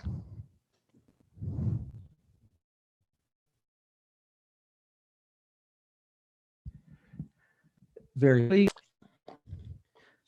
not so quickly while I flip through my notes. Key terms here that we use when we're talking about the work on restoring ecosystem function. First one is goals and objectives. Everybody's pretty familiar with those ideas. An example of a goal, if you think about Koocanusa Reservoir, is if you want to restore floodplain, riparian, and wetland ecosystems and the grazing habitat associated with that, that could be a goal. Restore floodplain, riparian, wetland ecosystems around the upper part of Koocanusa Reservoir. That's an example of a goal. What's a performance measure is how do you know how close to the goal you're getting? Really easy when you talk about floodplain, riparian, and wetland, hectares. And yes, as scientists, we could go down a rabbit hole in terms of way more detailed, but it comes down in large measure to hectares as an example of a performance measure. And then there's scenario modeling, which is basically saying, how are each of the dams operated? What are the flow discharges? What are the reservoir levels? And in turn, how do those flows and reservoir levels affect all the interests, the ecological interests, but the other interests around the basin? And so scenario model, what about this? What about keeping Arrow at this level? What about keeping Koocanusa Reservoir at a different level or a different range of levels? And then how will that affect the goals and objectives? So this is a report, still a draft report, that is a reflection of the work that our ecosystem function group has been doing over the last year. And the key point here, so it addresses proposed goals that are in the handout package, and objectives also in the handout package, and it addresses, okay, what don't we know? Because there are significant areas where, well, so I look at Lloyd Sharp and I think of all the work that was done in water use planning and the studies that came out of that. Information was gained, but there are and so it's about work in progress, and we're looking for your feedback tonight, particularly around goals and objectives, to make sure we get on the right track. So at the highest level, we're talking about improving ecosystem function to support Indigenous cultures and basin residents. And so I just read through some of the feedback forms, and one of them was, this is very anthropocentric. It's about what humans want out of the ecosystems and not the intrinsic. So that's an important comment, and that's the kind of, not necessarily that comment, but those are very helpful comments. Second key point is flexibility, so that we can try different operations and hope that they will achieve a better set of benefits. And then the concept of balance, which is usually there's, you can't fully achieve all of your goals and objectives. There are trade-offs to be made. And, but there are also not only balancing between different ecosystem values. There's also balancing with ecosystem, hydropower, flood control, economic, navigation, indeed agricultural interests. So we early on focused on these 4 themes for the ecosystem restoration work. The one on the right, floodplain riparian wetland, is, even though I'm a fish biologist, it seemed to me, based on that slide I showed you previously, that that's a critically important area of restoration. And so quickly going through the goals, and again, these are in your handout. So this first one is focused on productivity, how much growth there is of soil biota, plants, and animals. So particularly here, speaking about floodplain riparian wetland and upland ecosystems. And a parallel concept, physical conditions in rivers and reservoirs to maximize the productivity of the production of food in the reservoirs and rivers. So that's theme 1. Now I'm moving to theme 2, which is floodplain riparian and wetland ecosystems. Again, what I think is of critical importance. And this is about goal 1, is let's increase the area of those functioning habitats for native species. Wildlife habitat connectivity, which is 2 directions, up and down the rivers and reservoirs, and the ability to cross, increasing the ability for wildlife to move between the reservoir and upland ecosystems through riparian wetland, etc.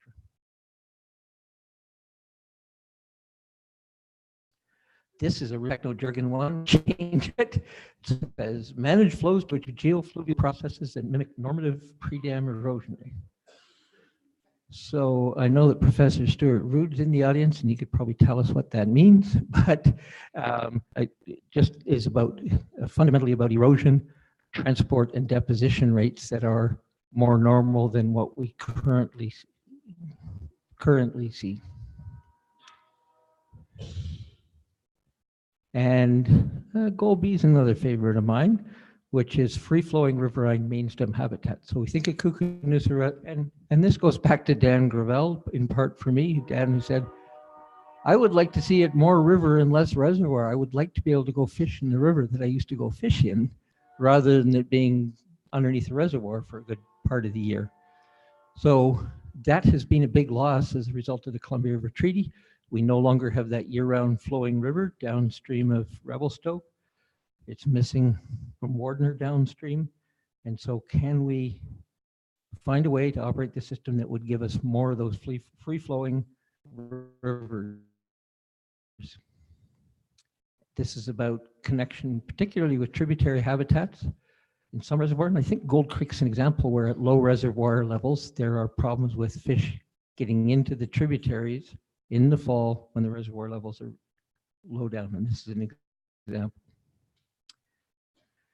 Improve water chemistry to support aquatic ecosystems. So the amount of turbidity in the water, the amount of nutrients, surface water temperatures, critically important, and extremely going to be and are increasingly challenged by climate change.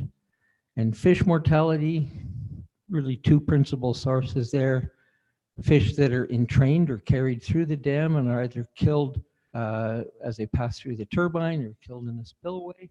And not all fish are killed when they pass through dams, but depending on the design of the dam and the turbines, some more or less are killed. And then the other source of mortality is fish that are swimming in a shallow area along the side of a reservoir. The reservoir is being drawn down. They get trapped in a pool. The pool dries up and they die. Same thing can happen in river reaches as well. And final theme is natural. I spoke already about the Okanagan, which the Okanagan, of course, flows into the Columbia River and then downstream through those 9 dams. Salmon survive through those. They survive better if the flows are appropriate during the spring, early summer downstream migration season and during the late summer, fall upstream migration season.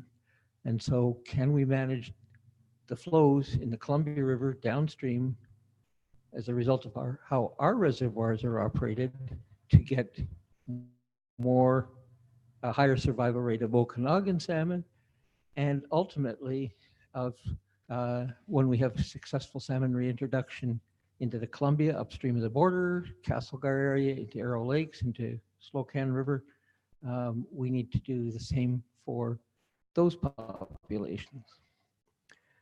But this is a key component, which is, and I was really pleased to read it in several of the feedback forms, that we can do all the studies we want, and we still want to know with certainty that if we make this change, it will provide a net ecosystem benefit. We just will not know that.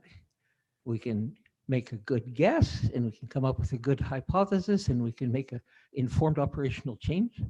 But then we need to implement it and then monitor the results for, I think, 10 to 20 years, and then make a conclusion with that was a beneficial change that did result in net positive impact or not, and then make further adjustments. That's called adaptive management. And so we can't have adaptive management unless we have flexibility in how those reservoirs are operated, particularly on the Canadian side, but also with Libby. And learning will take time. I think at the end of this, then I'm just about done. And I'll turn it back to Brooke to talk about the first two bullets. We're engaged now in 14 studies to fill those knowledge gaps, and we want to address those knowledge gaps over the next 10 months. And we want to do that so the information can be brought to bear in the renegotiation of the Columbia River Treaty. We're also doing this work, a somewhat separate group. Ryan McDonald, who's sitting back there, is involved in this work, which is what are the best set of tools for doing scenario modeling, for translating between a change in dam operation, reservoir level, and river flows, and the social, environmental, and other effects of that. And we have to update the synthesis. So really look forward. I hope there's time for questions at the end, but also to your feedback forms. They're really useful. Thank you very much. Thank you so much, Bill. Yeah, absolutely. So we do have time maybe for 2 questions, if there are folks who have questions for Bill on any of what he talked about. Any burning questions or comments? And I'll get my jog in tonight with the microphone. Sorry, I'm Vince Miller from Wardner. Bill, just a quick question. You talked about 80 years ago, the salmon quit coming up the Columbia River. Was there any event or change of some sort that triggered that event? Well, thanks very much. Great question. I'm sorry I didn't address that. So in 1942, Grand Coulee Dam was completed to a high level, and that's 600 feet high. There was no fish passage put into it. All the 9 dams downstream of there have fish ladders and other ways of getting salmon up and down.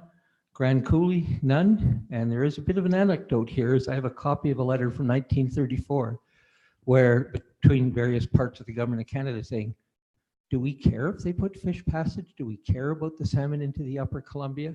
And the response from Mr. H.H. Wrong, who is the superintendent of fisheries, to the precursor of Global Affairs Canada was, no, we have no interest in those salmon upstream of Grand Coulee, so we don't care. How wrong could you be? But I'll add one other thing. So by the time 1940 came around, there was already a big decline in salmon from overfishing in the lower river, overfishing off the west coast, overfishing altogether, and from habitat disruption. But Grand Coulee finally put an end to all of it. There you go, thanks. Any other questions for Bill? Thanks, Bill. Bill Arling. Just Bill. wondering, good to see you. Long time no see. Just wondering if there's any efforts underway to prepare the ecosystem for the return of salmon, thinking about some of the non-native and invasive species that inhabit the Columbia Basin, thinking walleye, bass, pumpkin seeds. Is there any work that's being considered that could take place now that would get us a bit of a head start for the reintroduction of the salmon? Really good question, Bill. And of course, we have walleye and northern pike populations in the Columbia downstream of Keenly Side Dam. Our first step in salmon restoration is going to be to get salmon into that area, and there are going to be northern pike and walleye there, and it's going to be a big problem. Happily, there are active efforts to suppress those populations, including very liberal, in fact, unlimited recreational fishery harvest limits. That's only part of the solution. There have also been experiments for walleye, given their typical spawning depth, to lower the reservoir level after the spawning, Grand Coulee Reservoir, to try and kill them off that way. I don't think that was remarkably successful, but yeah, there's a range of efforts. I mean, not only for salmon, but for sturgeon and a whole lot of other things we care about. Thank you. And I think just in the interest of time, and I'd love to give enough time for Ingrid to share her stories. Oh, one more comment from Natalie, and then we'll move on.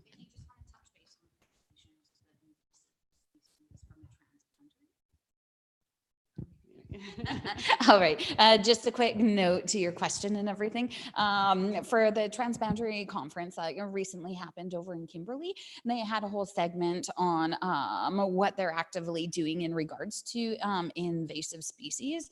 I was just like, give me a few minutes, I'll find like the best picture of Major. He is a dog that's recently trained to detect mussels and all of that.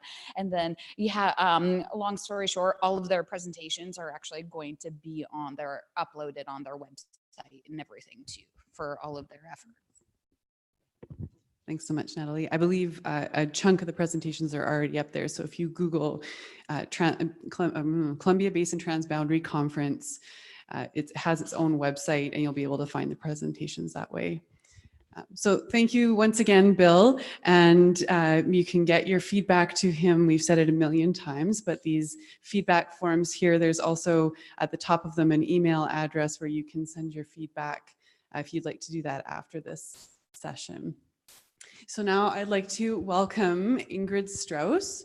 So some of you may remember Ingrid from the 2012-2013 Columbia River Treaty public consultation. She led that process, and we are extremely excited to have her back with our team. She joined us in April, and we gave her the monumental task of after reviewing and listening to the key community interests around the Columbia Basin, we really, as Kathy said last year, we didn't want to come back here unless we had something to share. And so we've asked Ingrid to focus on how we can possibly make some progress on key community interests around the basin. And as we said earlier, one of the key pieces that we heard, especially in this community, was a need to acknowledge the losses that occurred when the treaty dams were put into place. So Ingrid will speak about how one of the ways that we're looking at addressing that, in addition to some of the agriculture interests.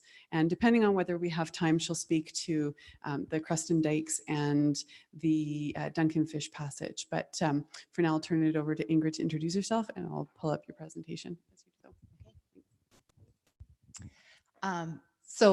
My name's Ingrid Strauss, and I began working with this group again in April. And since that time, I've only been able to tackle a couple of the projects, but I think a lot of them touch on issues that were raised about, I think Kathy and Stephen talked about letting the U.S. team know about the losses and impacts that happened in the basin and continue to happen.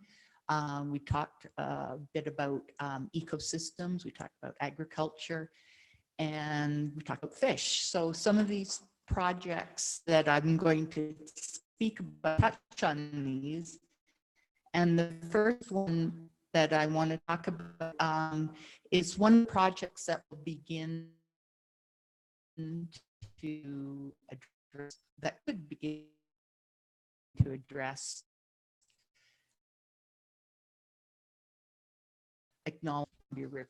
So the presentation will follow this order. And there's really not a lot of room up here for notes. I need Post-it notes, Natalie.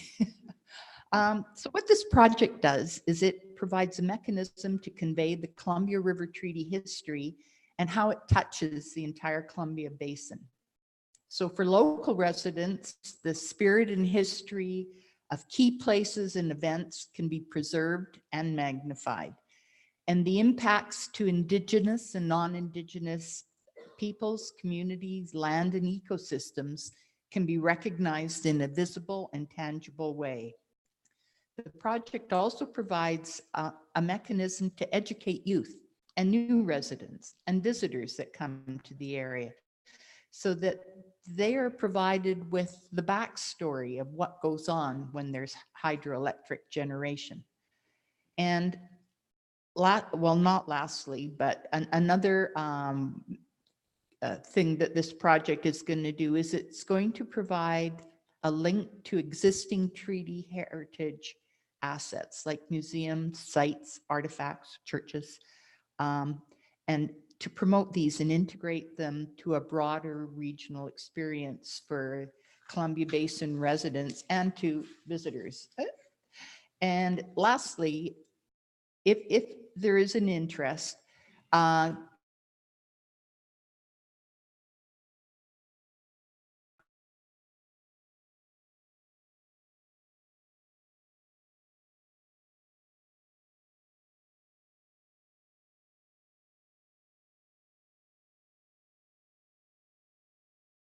heritage assets opportunities. So the stories are widely known, and things that were impacted by the treaty are the Tanaha, the Secwepemc, and the Silks Okanagan Nations and the Sinixt peoples. The Columbia River Treaty dams, particularly the Libby Dam, also impacted Indigenous peoples or tribes as they're called in the USA.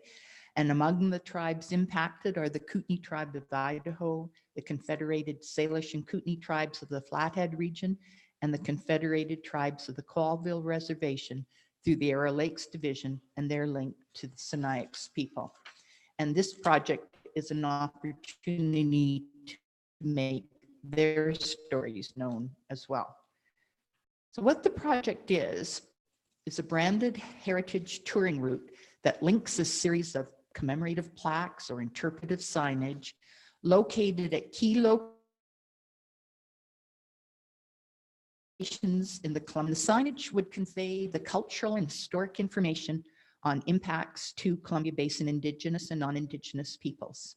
And these individual signages would be connected to an overarching regional story linked to the Columbia River Treaty and its impacts.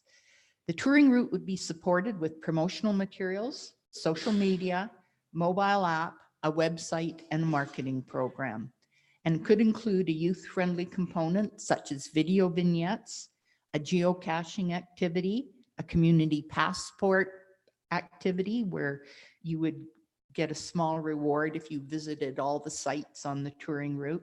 And in one community, someone suggested an augmented reality app where you would use your phone, take a picture and look at a particular area, and it would show you on your phone what it looked like, 30, 60 years ago, 100 years ago.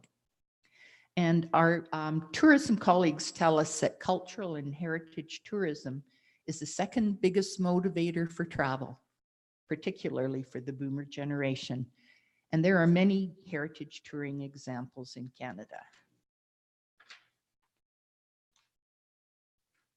And the Columbia Basin region is in particular known for its incredible road touring opportunities that feature communities and products. So far, the focus has been on soft adventure, nature-based activities, arts and culture, plus national and provincial parks. And this is an example of a touring route that was developed and promoted by the Kootenai Rockies Tourism Association. And this heritage project will benefit from their tour development and marketing expertise because, as I'll point out later, they're actually on our steering committee. this is an example of an interpretive signage that could cover a lot of material, but each community decide how to tell their stories.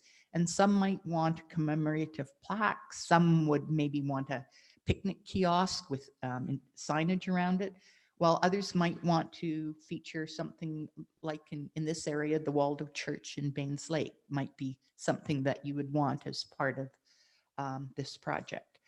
So it's going to be a multi-year project. And this is sort of the things that we're seeing being accomplished in year one.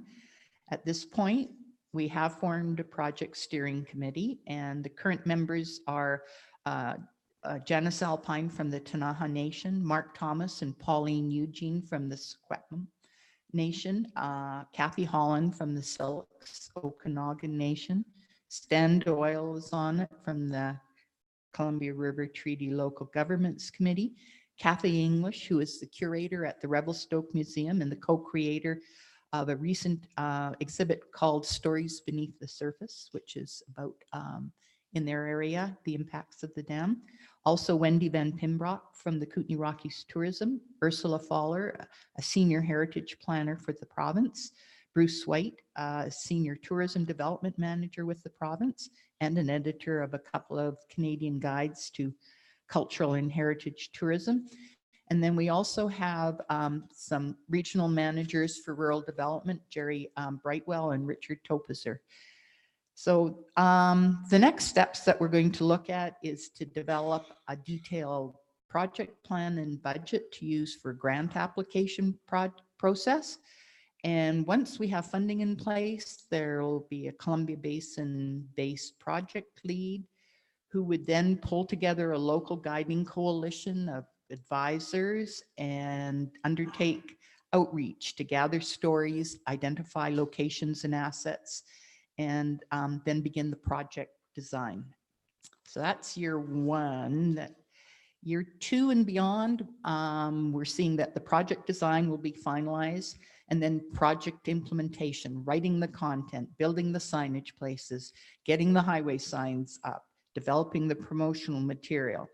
And then years 2 and 3, a key focus will be on promoting this touring route to basin residents and youth, and through the community and educational organizations. And later then begin marketing and promoting the touring route to visitors using tourism destination organizations and other agencies.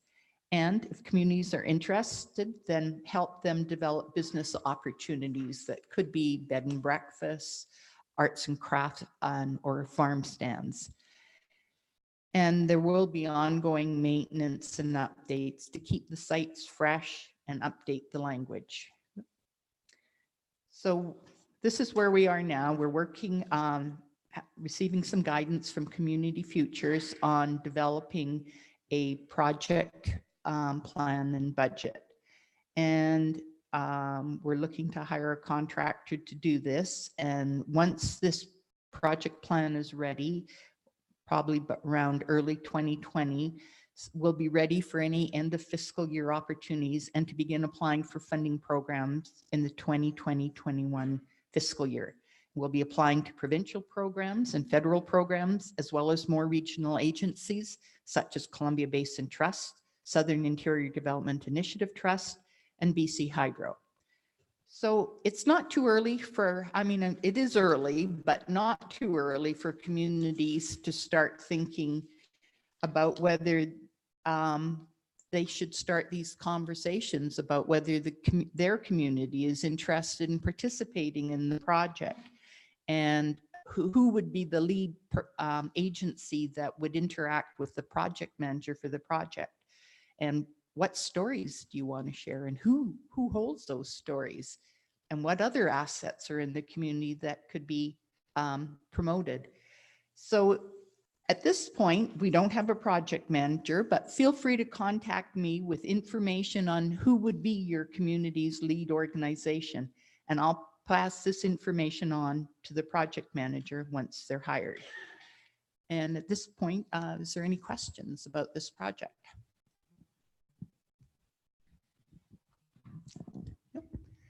Okay. Move on to one of the other projects that we're working on. This one is agriculture. So we have heard that agriculture, that there are opportunities and challenges around farming in the Columbia Basin. So after a number of conversations, where we are right now is the regional development team at the Ministry of Agriculture and the Columbia River Treaty Branch of the Ministry of Energy, Mines and Petroleum Resources have come to an agreement to work together to start focusing and promoting supports in the region. There are already some supports in place. The Kootenay and Boundary Farm Advisors Program, which is funded by the Columbia Basin Trust, and 3 regional districts in the Kootenay region have been providing programs that promote learning and opportunities for funding. And there's a number of upcoming events that support farmers. As many of you may know, Ag Day is coming up October 28 and 29. And this is a series of meetings in Victoria where like BC farmers and ranchers, industry groups meet with senior government officials, MLAs, ministers, and people from the BC Agriculture Land Commission. And also Columbia Basin Trust is hosting Basin Food Summit and Forum in Rossland, October 24th to 26th, where farmers, food processors, and the food service sector are gathering to attend. And there are programs such as a land matching program from young agrarians, as well as education programs. So Kevin Murphy is the agriculture regional agrologist in the Kootenay region, and Rachel Rosen is the coordinator for the Kootenay and Boundary Farm Advisors. And these experts are available to assist farmers. Kevin will be attending a meeting like this that will be held in Creston tomorrow.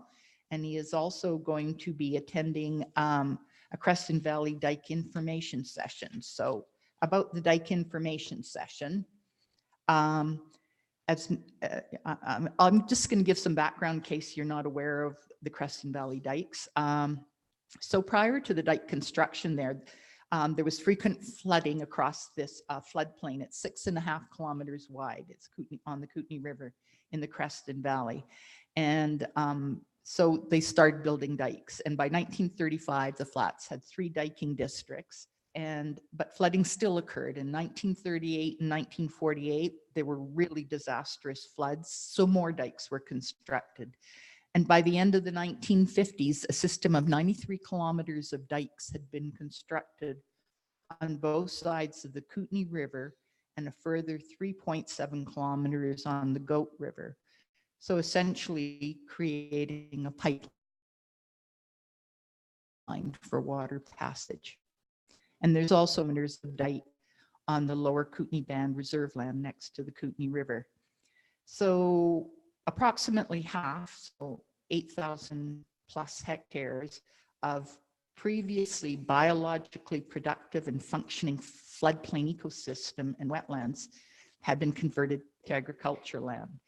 And at the time when all these dikes were being built, ecological, social, and cultural interests were poorly accommodated, were overlooked, but it created farmland that is now considered the second most productive agricultural area in the BC after the lower mainland. So currently the dikes are managed and maintained by 5 diking authorities and the lower Kootenay Band on the Kootenay River and 1 diking authority on the Goat River, who undertake periodic and ongoing maintenance. But the diking authorities are having difficulty maintaining the dikes, and they identify access to funding as a key issue, although there are a number of provincial and federal funding programs that they can apply to. But the issue is, part of the issue that is causing difficulties is the diking authorities don't act in a coordinated way. They apply for funding singly, they each pay their own administration fees, and because they're acting singly, it's difficult for them to come up with sufficient money to make significant repairs to the sections of dike. So the Libby Dam has affected the Creston Valley dikes, but it's considered that the dikes, although they have changed the way water flows are happening, they protect the dikes. And so at this stage, what is overtopping of the dikes is now considered like a 200-year event, because Libby Dam keeps the water 2 meters below the dike levels. I talked about a dike information session. So that's tomorrow in Creston. And what we have done is we've invited all the key stakeholders like the diking districts and the regional district and the town of Creston and West Creston. And we'll have presentations by Department of Fisheries and Oceans and provincial agencies like the Inspectors of Dikes and the Emergency Management BC disaster mitigation. We're going to talk about funding, provincial dike rights and responsibilities. What do you need to do for fish and fish habitat? What are the roles and responsibilities of local governments, improvement districts? And then we're having a facilitated discussion to explore opportunities for cooperation going forward. And what we're hoping for at the end of tomorrow is to have at least identified a process to move forward and to explore some of the options that get raised and to develop and implement them. So is there any questions around agriculture or diking? Nope. Okay. Well, and maybe, so I'm going to interject here. So it's about 25 after right now. Ingrid does have one more project that she can provide an update on, which is fish passage up at Duncan Dam. I'm curious if you guys would like to hear that, or if you'd like to ask her a few questions, or if we'd like to end the evening at this point. So maybe show of hands for who's keen to hear about fish passage at Duncan Dam. Oh, Bull trout. yeah, exactly. All of the presentations and information that you're hearing tonight, as well as the information that you may not hear from Ingrid, will be up online, as well as synthesized in a report that will be available in the new year. So maybe at this point, broadly, I'll ask if there are any questions for any of the projects that Ingrid has just spoken about, or comments. All right, and then another invite that if you're all just tired and you're like, I don't want to think about questions right now, and you want to get them to us in a different way afterwards, please feel free to email. Again, the cards at the back have our email address, and the phone number on that card is my number. So at this stage, I want to really strongly invite you guys to fill out the feedback forms that are on the table. That helps us understand whether these meetings are useful for you, and whether there's ways that we can improve future meetings this year and in following sessions. But a big thank you to Ingrid for sharing her work. It's a lot of work. It's yeah, absolutely. I know that you are really eager and keen to hear about path forward for agriculture, and I promise you that we are making waves on that. It takes a lot of time to coordinate with the right parties, but we are doing that, and we'll continue to come back and talk with you as we do so. So thanks again, Ingrid. Thanks to Bill and Natalie and Nathan, and for all of you once again for taking your evening to spend with us. Thank you once again. Take good care.